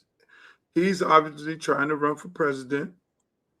He was speaking to an all-black crowd, and he said those things. Did you find those things offensive, what he said? He said, I know better than you because I'm a 968 SAT guy. I'm no different than you. He said, I'm no different than you. I'm no different than you. There we go again. I'm just trying to impress upon you, I'm like you. Yeah, that's fucked up. It just hit me. 960. That's kind of that's low. I forgot the highest score. That's Gavin Newsom, the governor of California. The governor of California. He's on this tour, trying to, encourage people because he's getting ready to run for president of the United States as a Democratic Party, Then he said he couldn't read. like you. What? Hold on. Let me help you, Jimmy. See, sometimes we miss the little part of it. Here we go. I'm just trying to impress upon you. I'm like you. I'm no better than you. I'm a 960 SAT guy. Now, here's the thing. When they go in front of different audiences, they say different things. He would never talk like that. You know what I'm saying? Like that's what they think of us, bro. That is exactly what they think. That's what they think of us. We all got 960 on the SAT. I'm no different than you. I know you got a 960. I'm like you. I can't read like you. Why is that guy laughing up there? Like, how is that funny to him? That's not funny. It's not funny It's not. at all. It is not funny that a guy that it's not funny, but here's a guy running for president of the United States. Obviously, he got to get the party. He's running for the president of the Democratic Party. Got to get that first. Nominee, becoming the nominee, Mm-hmm. and then run as a Democrat. And if his impression of black people is that we're 960 and we can't read, then that's very alarming and very concerning. And I can only imagine him being the governor of California. Hey, look, you can't read, but you can govern. That's fine. But don't try to say I'm like you. I'm because I'm white and y'all can't read and y'all got 960s. That makes me one of y'all. Don't do that. Don't do that. And unfortunately, that's what Gavin Newsom doing. He made a big mistake and he owes black people an apology. Well, somebody gonna call him out on it, and a lot of times us in this party, when we call people out, then like me, they'll sit up here and say, "Oh, Luke calling Gavin Newsom out. Gavin Newsom running from just like I called Trump out, just like I call anybody else. I called Gavin Newsom out. He's dead ass wrong for that. He's wrong. He's dead wrong for that. And for people to be chuckling and laughing in the audience, I'm not even gonna get them a pass because they're supposed to be sitting there listening to everything this man say, and it's that guy sitting there with him, interviewing him, need to push back on that. If you look at my interview with Kamala Harris when she was running for president, I pushed back on her hard. I was like, people don't think you black enough. Do you know how to cook collard greens? What you put in your collard greens? You asked her that? Yeah. You need to drop that again. What you put in your collard greens, Kamala? Because let me certify you black, which is crazy for me to do, but I'm asking her these things. But I did interview the vice president of the United States of America. You need to drop that again. And we talked. You need to drop that again. I did. Hey, oh Lord, hold on. Drop that again. I don't know politics.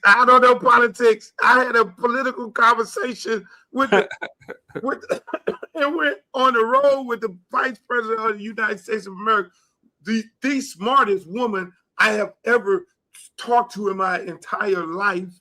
You told me that. We engaged in conversation and we just rolled all over the place and we just talked and we went to barbershops and talked about politics. We talked with black men in South Carolina and everywhere. I need to drop that. That's the part they forgot. They forgot that, Streeter. Time to drop it again. Conversation. I'm a rapper. I'm finna talk some rap shit to her. Yeah, time to drop it again. We should drop it. We should break it down. Yeah, we should break it down on the podcast. I mean, I remember that. I remember she came and sat down with you, and you've told me that before, that she's the smartest woman you ever sat down with. It's crazy. But you know, again, yeah, that's what I'm gonna do. I'm gonna just keep posting that every morning. The picture of me and her sitting there, and put on the caption. Oh, so I don't know politics, but I can sit down with the Vice President of the United States of America and have an intellectual conversation. Really, go look it up. Unbelievable. And we talk about national issues. Jesus Christ. Unbelievable. Hey, Street, I want to ask you this here. What up? Here's a one right here. Get this on the video. Oh, you're not done? The whole state of Florida cut off at Palm Beach County line. If you north of Palm Beach County line, you in Georgia. No, cuz. Stop claiming Florida. Shout out to Nestor Silvera. Man, shout out to Nestor, man. Nestor used to say anything out of his mouth. Oh, do you agree with Nestor? Oh, I was hoping you came on so I could play that for you. the whole state of Florida is cut off. He's trying to say is us down here and everybody else just different. No, let me play it again. You sound like you I gotta play things. You sure you ain't 65? This on the video. Oh, you're not done? The whole state of Florida cut off at Palm Beach County line. If you north of Palm Beach County line, you in Georgia.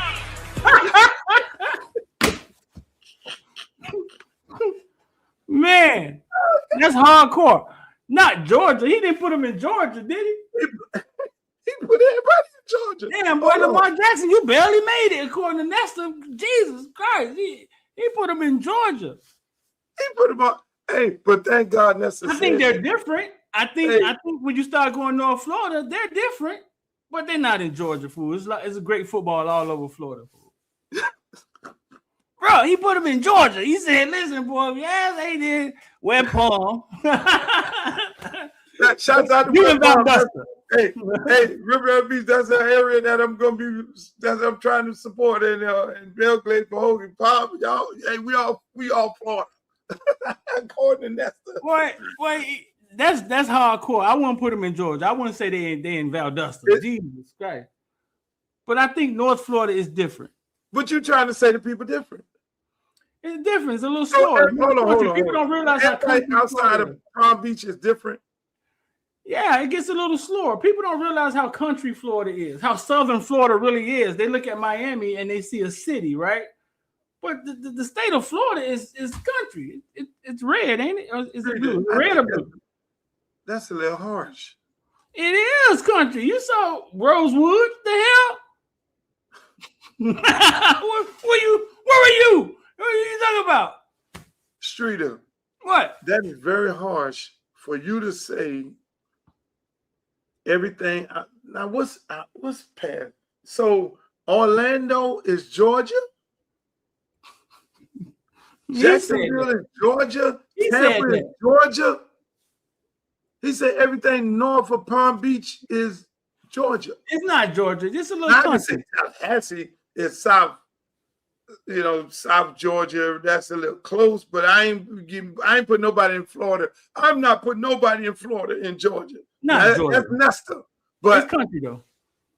NASCAR did start in Daytona now. It's country. Past that, it starts getting country. Cows, pigs, farms. I'm talking about the man got a point. man, that's wild, man. I'm not gonna let y'all throw these people. Tampa? You trying to make Tampa Georgia? Y'all can't be serious. Y'all can't be serious. That's funny. I'm Daytona, Georgia. No. No. Gainesville is Georgia now. Yeah. So Lamar Thomas is from the state of Georgia. The Pouncey twins is from Georgia. Name after name. Yes, name after name after name. So you saying Lamar Thomas is country? Brandon Mayweather. What's the running back from Yulee? Ravens running back. Derrick Henry. Like, come on, Devin man. Hester. Hold on, Devin Devin Hester. Hester. Wait. Philip Buchanan. No. Fort Myers. He said, wait a minute. Philip Buchanan. Because when you talk about Fort Myers, now you're talking about, oh boy, you're talking about Devin Hester, Philip Buchanan, Deion motherfucking Sanders. Prime time. He said they're in Georgia. He's had them boys in Waycross. That man hardcore. People. That man that's hardcore.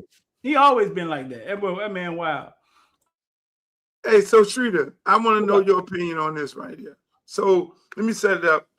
So the director of the FBI, the Federales, he went over to Italy to watch the game with the United States hockey team versus Canada for the gold medal.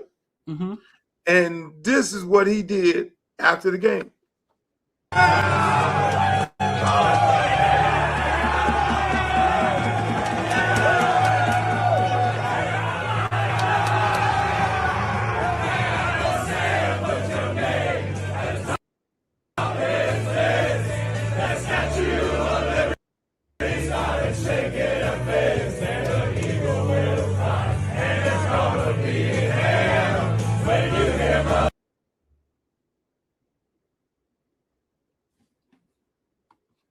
I don't know what's going on, but you get the idea of it all. Kash Patel was up there partying, and before that, he was drinking the beer and he was celebrating with the United States team. Do you find anything wrong with that? Most people online are going off on him, mostly. What are they saying? Democrat. What are they saying? They were singing the United States. What are they saying? What are they saying about Kash Patel? What are they going off on? They're saying that he's the director of the FBI. He should be ashamed of himself. That's not professional for him to be celebrating, drinking beer in the locker room with the United States team. He should be more politically correct in that instance. Oh my God! Do you agree with that or not? I think when you start talking about the Olympics, bro, like it's literally us versus them, right? I think in that moment, man, I think in that moment it's us versus them. Like it's Americans versus, like, so I don't see nothing wrong with it. I mean, I don't see nothing wrong with it. I think at some point in time he's a human, right? I don't think that he walks around every day in a suit investigating things. At some point in time, he's a human. I don't see anything wrong with it. Trump is our president. But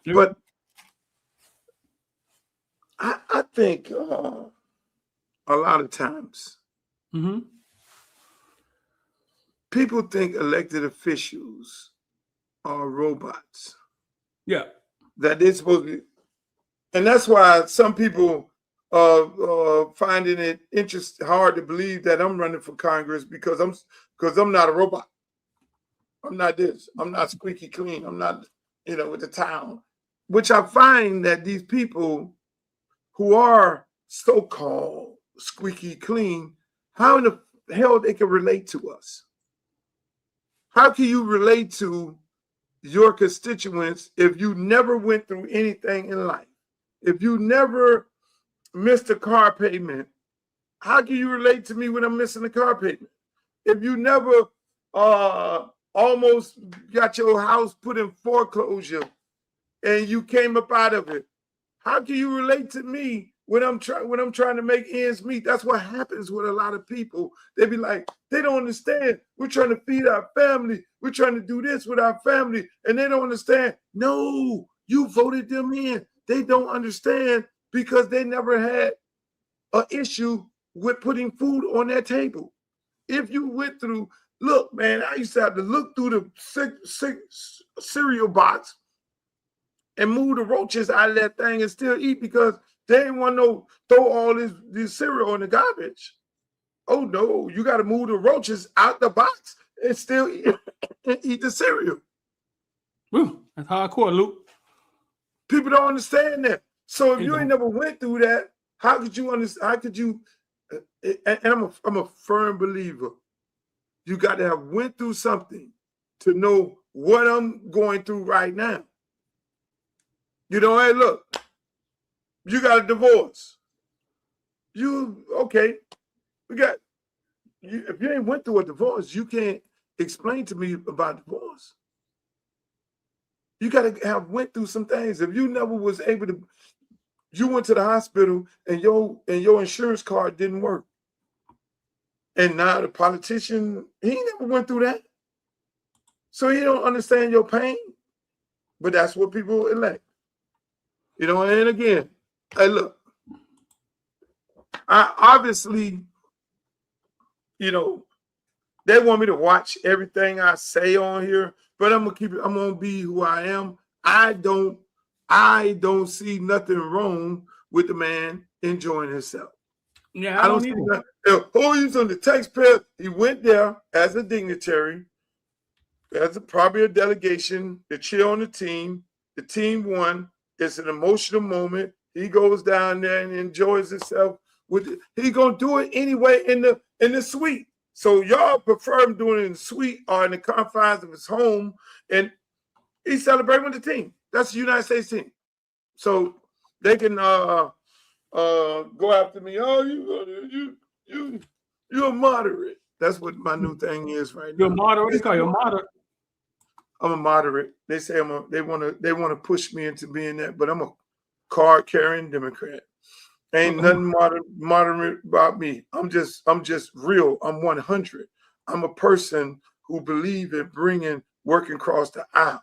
And so because I believe in working across the aisle got me to be able to build parks in my community, got me to be able to revitalize schools in my community and build locker rooms and build fields and work across. You can't just do that with no Democrat. And so when you trying to do things for the community, you're gonna have to be able to work with Republicans. It's just that simple. Here we go, Streeter. To this.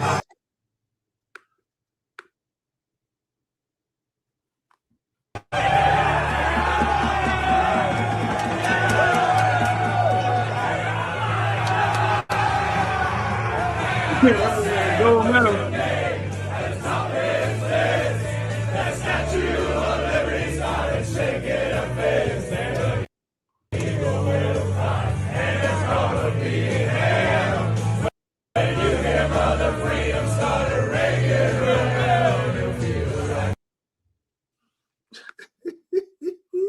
Everybody mad. I'm good with that, man. I'm good with that, bro. That's okay. I'm all right with that. They want Cash Patel. They want Cash Patel to go up in there being like this here with his suit on, looking tight ass and shit like this here. This man, hey, these people ain't we won a gold medal in hockey and God assisted miracle on ice. We just win I would have been mad at him if he'd have went up in that tight ass. Look at that. Take your ass home. Why the hell you been in there? That man ain't got no bill.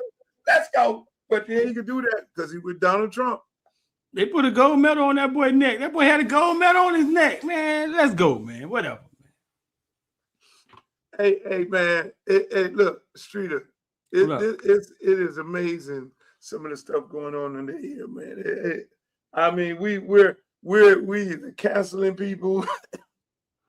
Luke, how did you feel about Michael Vick being rated the number 52 greatest quarterback of all times in NFL? Horrible. I want to know who the 51 people ahead of him. Horrible. You don't want to know. We went through the whole list the other day. You don't want to know. I want to know the start from 51 and go up. We went from 51 and went down. Cam Newton was like 42. Man, they had oh man, it was crazy. They probably had Willie Hush Puppy up there. Right? I mean, who? Willie Hush Puppy. Bro, everybody was in front of him. Hold on, where was Lane Kiffin on the list? Ben Roethlisberger. Lane Kiffin wasn't on there. Not in front of him. Big Ben was in front of him. Big Ben threw. Big Ben played for a long time. He threw for a lot of yards. Brady was one, but the guy who Brady took over for was in front of him. Really? Yeah. They had So was Bob Greasy ahead of him? I didn't see Dan Fouts was ahead of him. Bro, everybody Dan was Marino ahead of him. Dan Marino was ahead of him. Dan Fouts was ahead of him. Dan Marino never won a Super Bowl. No, he didn't. He didn't. It was all done by accolades. It was all accolades. Terry Bradshaw was ahead of him. Joe Namath was ahead of him. This man who revolutionized the game. I mean, I know no disrespect to Joe Gilliam. Hold on. We got royalty in here. This is royalty right here. That's Let's Joe do it. Bullitt. That is the voice of the Rattlers. You know, there's two voices in the state of Florida. There's Will Cox. It will be third down. And then there is Joe Bullitt, the voice of the Rattlers. He's in the building. Shouts out to Joe Bullitt. I love that guy. Joe Bullitt would call me up and check on me. Joe Bullitt. I'll be telling stories on here, Joe, just so you know. I'm not going to tell the story about me and you in Palm Springs. There are some stories I don't tell, Joe. Why are you laughing, Shrita? Man, we'll tell it now. You done brought it up. Well, you know, there was such a thing back in the days where they would have music conventions. Jack the Rapper, this, South by Southwest, and all these type of conventions. And so me and Joe, there was a convention in Palm Springs, and me and Joe always end up together some kind of way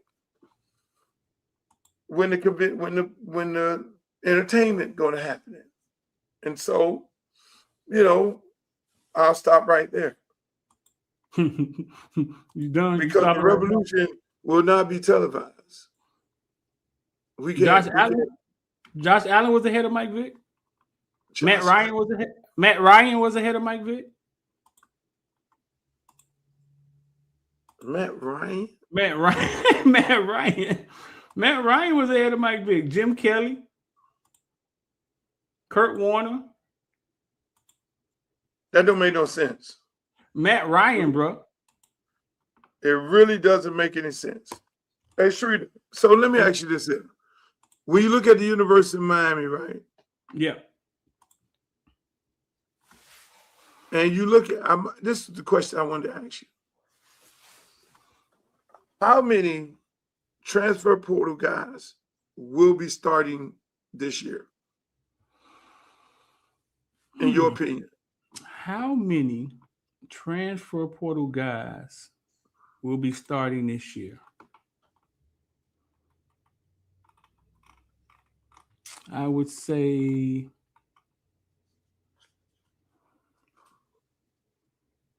if I had to take a guess, 5.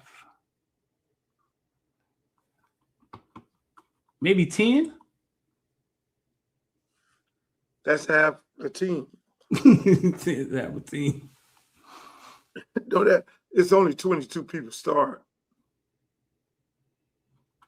Maybe 10? Somewhere around there, 8 to 10. You know, most prominent organizations is only 4, at the most 5. How many started last year? Transfer portal guys. How many started last year? Oh boy. I mean, 2 safeties, 2 wide receivers. 3 people on offense. Yeah, both wide receivers, quarterback, center. Then you had both safeties, nickel, one cornerback, one linebacker. Yeah, it was about 10. 10. Yeah. Plug and play. I just wanted to ask you that. It I thought worked. that was interesting. It worked out for him, didn't it? Yeah, but it was but hey man, you had some dogs at the end. You had 2 dogs at the end. You had a experienced offensive line, and them receivers didn't do nothing for us. So it was Fletcher and Malachi. Fletcher and Malachi, the quarterback, ain't really do nothing for us either, but throw the ball. He wasn't a world beater. Nah, it was some dogs at the end. Now it was Dogs at the end, and you think? My other question is: do you think who all you think on the defense side of the ball gonna get drafted outside of Mesidor and Baines? on the defensive side, outside of Mesidor and Bain, Carson Beck. He don't play defense. Oh God, you said defense. Got Mesidor, Bain.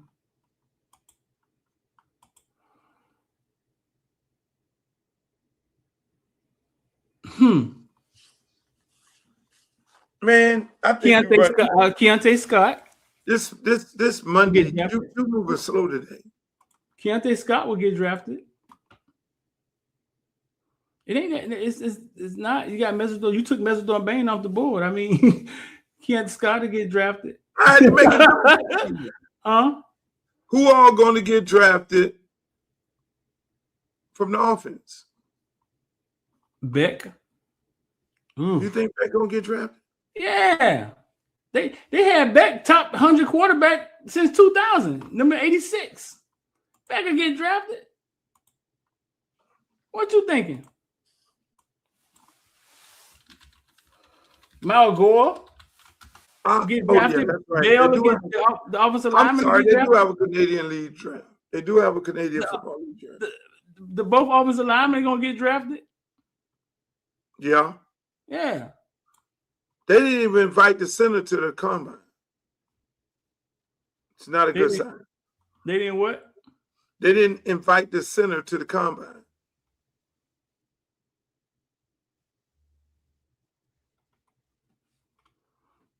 No. Hey man, he got pushed around. He got pushed around a little bit. I'm looking at this tweet that just went out 30 minutes ago. Malachi Tony landed in Canesville from Miami Hurricanes. Malachi ready to accept his FWAF Offensive Freshman of the Year award. They got him getting off a private jet. He landed in Canesville. I'll take that. No, the center didn't get invited. The center didn't get invited. They just stole your name. Canesville. And where's Canesville supposed to be? Miami? Gainesville. Remember when we took over Gainesville, they started calling it Canesville. Last year. People had it on signs. But we know who's Caneville. I take that. Shout out to Mally. Mally gonna get drafted one day. Shout out to Malachi Tony. Shout out to him. Hey, I'm loving every flower they give him. Mm-hmm. I don't think there has been a player, and God knows how long, at the University of Miami that has been receiving the amount of flowers and well deserved that he has been receiving. So I'm so happy for him. I'm happy for him, his mom, his dad, the people around him, his sister, his brother. We've never seen it, bro. We've never seen a freshman get treated like this. We've never seen a freshman. Yeah, and we've never seen a freshman have a year the way he had. But Luke, before we get out of here, here's the crazy thing. Go ahead. You got something on Mally? No, go ahead. Go ahead. Here's the weird thing of how life works. yesterday, wide receiver Rondell Moore commits suicide. God bless the young man, people. It's being reported that he we committed say that suicide. a little too often, and I keep, even not to go back to politics, but large part of my platform is mental health. People don't realize how many of these young people, these young people got mental health issues that need to be, people need to take it in consideration. Go ahead. He commits suicide, and we get online, we do a show about it, right? But this is how life is. Luke, for the last 2 years, we've been talking about Rondell Moore. You know why? How come? Rondell Moore had the greatest true freshman year as a wide receiver ever. And the last 2 years, I've been comparing him to Jeremiah Smith last year because I was trying to figure out who was the greatest true freshman. And then this year, Malachi Tony, because I was trying to figure out who had the better. Rondell Moore had 113 catches or something like 1,200 yards, 12 touchdowns as a true freshman. Kid from Indiana, Luke, we've been talking about him for 2 years with the villains and on these platforms because of Jeremiah and Malachi, and then this happens, bro. Let me tell you something, Streeter. I'm going to share a story with no name. There are stories that I have that I don't put a name to it. Success, I would say this here. I've known many, many kids. There's always been they always had to fight for everything, the food, to this, to that, to become that guy, right? Because they were not the crown jewel, right? And they were not the chosen one. They end up working their ass off to prove that how great they are. Then they say, you're the greatest. Now you are the best in your position. You become, they say it by how they pay you, how you've done because of the things that you've done and put up the numbers. A lot of times when those golfers, you see it happen with Boom Boom and Tiger Woods, and you see it happen with golf. You see it happen with all these athletes when they reach the top of the world. A lot of them have, they have meltdowns, and staying up there becomes more difficult because while you grinding and grinding and grinding and grinding, trying to get up that ladder, when you get up there, it is hard at the top.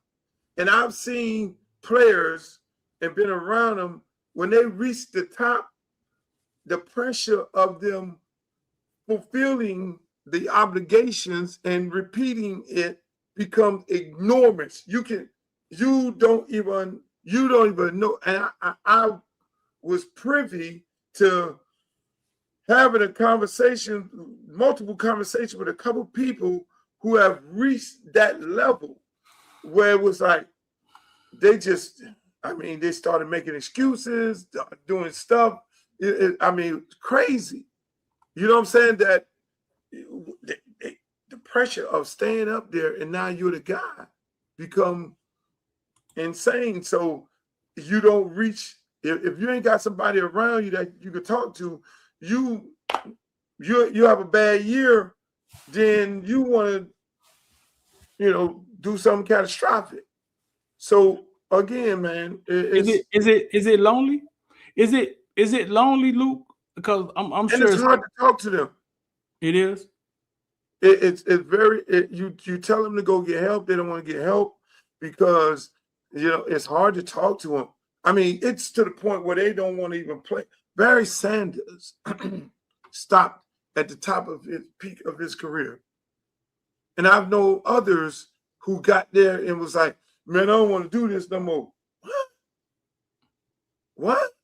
It got to the point where the people say, "Hey, look, hey, man, anybody around, y'all better talk to this dude here, man. We about to take his money, about to be in breach of contract."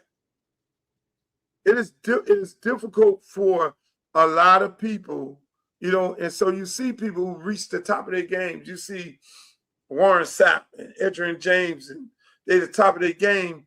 I don't know. Warren Sapp, I love him to death.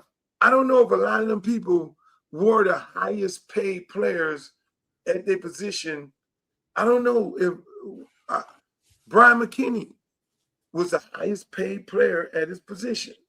Right. I think the fear of now I got to live up to an expectation of being the number one highest paid player in the league in basketball, the number one player in golf. The number one player in golf always have a meltdown. He said he always have a meltdown. Always. I don't care whether it's Freddie Couples. I don't give a damn who it is. The number one player in golf always have a meltdown. The golf course is full of shrinks. He said he always have a meltdown. No, it's because it's difficult. I mean, the game, being staying at the top, being at the top is very, very difficult. That what Tiger Woods did and what Michael Jordan did for the amount of time that they were able to do it, it was very, very special. You know what I'm saying? People don't realize Jack Nicholson, Arnold Palmer, Larry Bird, Magic Johnson, Deion Sanders. That shit was special. They different. Them dudes different. You know, when you become the highest paid player and the number one player is I mean, look at Saquon Barkley. Saquon Barkley didn't he was projected to be the best player coming out of college. He just started being good. Look at the other boy who played for the Rams. He was the number one running back that got picked and top paid. That boy never panned out to be not that good, just mediocre, average. But yeah, man, I had a great time today. I want to show you some of my artwork. I want to see which one you like. Tell me the artwork you like. You like this? Oh, What well, you I think? thought you could put up an album I know cover. you're moving slow today. You and everybody in the chat. People in the chat, tell me, do you like this artwork here? Should this artwork be the artwork of the campaign? No, that's great. You got some options, or that's the only one? I'm gonna give you options. You like that? I like that. Okay. What about this?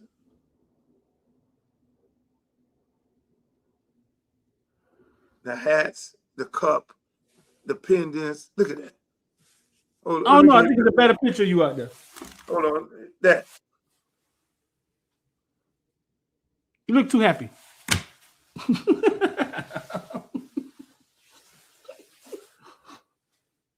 What do people say? The first Like one. a farmer. Glow said the first one. Come on, people in the chat, help me out. So y'all like this one here? I like that. Come on, Cynthia Thomas. You like this?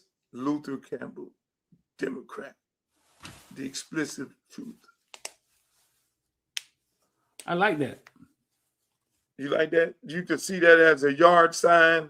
Hold on, man. Hold on. I think it's unique. I think the other one puts you. I think the other one puts you right in the arena with everybody else. So this okay. So that you're saying this separates me. Yeah. That's me. Yeah, I don't think you want to be in arena with them. I mean, like we've seen that play over and over and over again. We've seen it over and over again.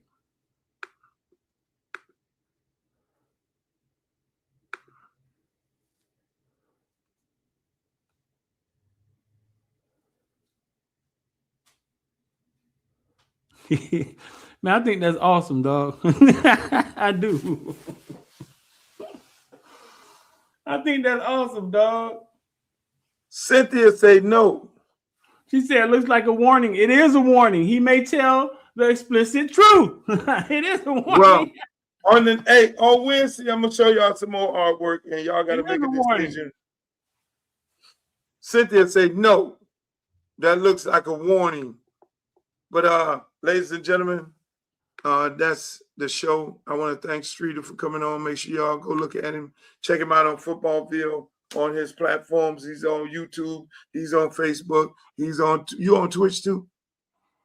I'm on YouTube. I'm on everything, man. TikTok. He's on YouTube, Facebook, Twitch, Instagram. I check him out on Instagram, and he's also on TikTok. So make sure y'all check him out over there. Thank you, Streeter. You have a great rest of the day. I appreciate you. Love you, my brother. Hey, look, that's my show, ladies and gentlemen. Make sure y'all like, share, and subscribe the show on Facebook, my fan page. If you want to find me over there, that's where I'm at. But most of the time, I'm on TikTok, Uncle Luke 305. You can go over there on TikTok and find me over there. And you can also check me out on YouTube, Uncle Luke TV on YouTube. All my YouTubers in here. I love my YouTubers. Y'all great. Also on Instagram and Twitter. Instagram and Twitter. That's Uncle Luke Real One. Make sure y'all check me out. Again, listen, ladies and gentlemen, on March 2nd, write this date down. We're going to have the launch of my campaign. The official launch date is March 2nd. I will then give you guys the location where we're going to have the official launch party. We're obviously going to stream it live right here on all my platforms. And we're just going to, bring in friends, family members, and all that. We're going to launch the website on the 2nd. We're going to launch the merchandise on the 2nd. We're going to be taking fundraising campaign contributions starting on the 2nd and all that. We want you guys to be a part of this campaign. You know what I'm saying? This is not about me. We want you to be a part of this campaign. We want you to feel like you bought in. We're going to be asking for donations, $5, $10, whatever the hell you can donate. That's great because, again, the most important, how you win campaigns, you got to have money to win campaigns because these special interest groups put a lot of money into people campaigns, and that's how a lot of our communities get hijacked by people who don't look like us. So we're going to do what we need to do, and we're going to get out there. We're going to be visible in the neighborhood. We're going to be visible in the community. We're going to be visible in the entire district to let the district know that we are dead serious about winning and about making the improvements of the CD20. So until the next time, Wednesday, I'll see you guys later. This show will rebroadcast, but if you want to see any rebroadcast of any of the Luke shows, go to my YouTube page. That's Uncle Luke TV. Like Walter Cronkite always say, may the good news be yours. Make the booty go, make the booty go, make the booty go, make the booty go, make the booty go, make the booty go, pop, pop, make the booty go, pop, pop. I need some bad girls. I'm gonna let y'all hear my new song. I need some bad girls. Come on, baby. Come on, right here. You and you. Come on with that, your fine ass. Sit on the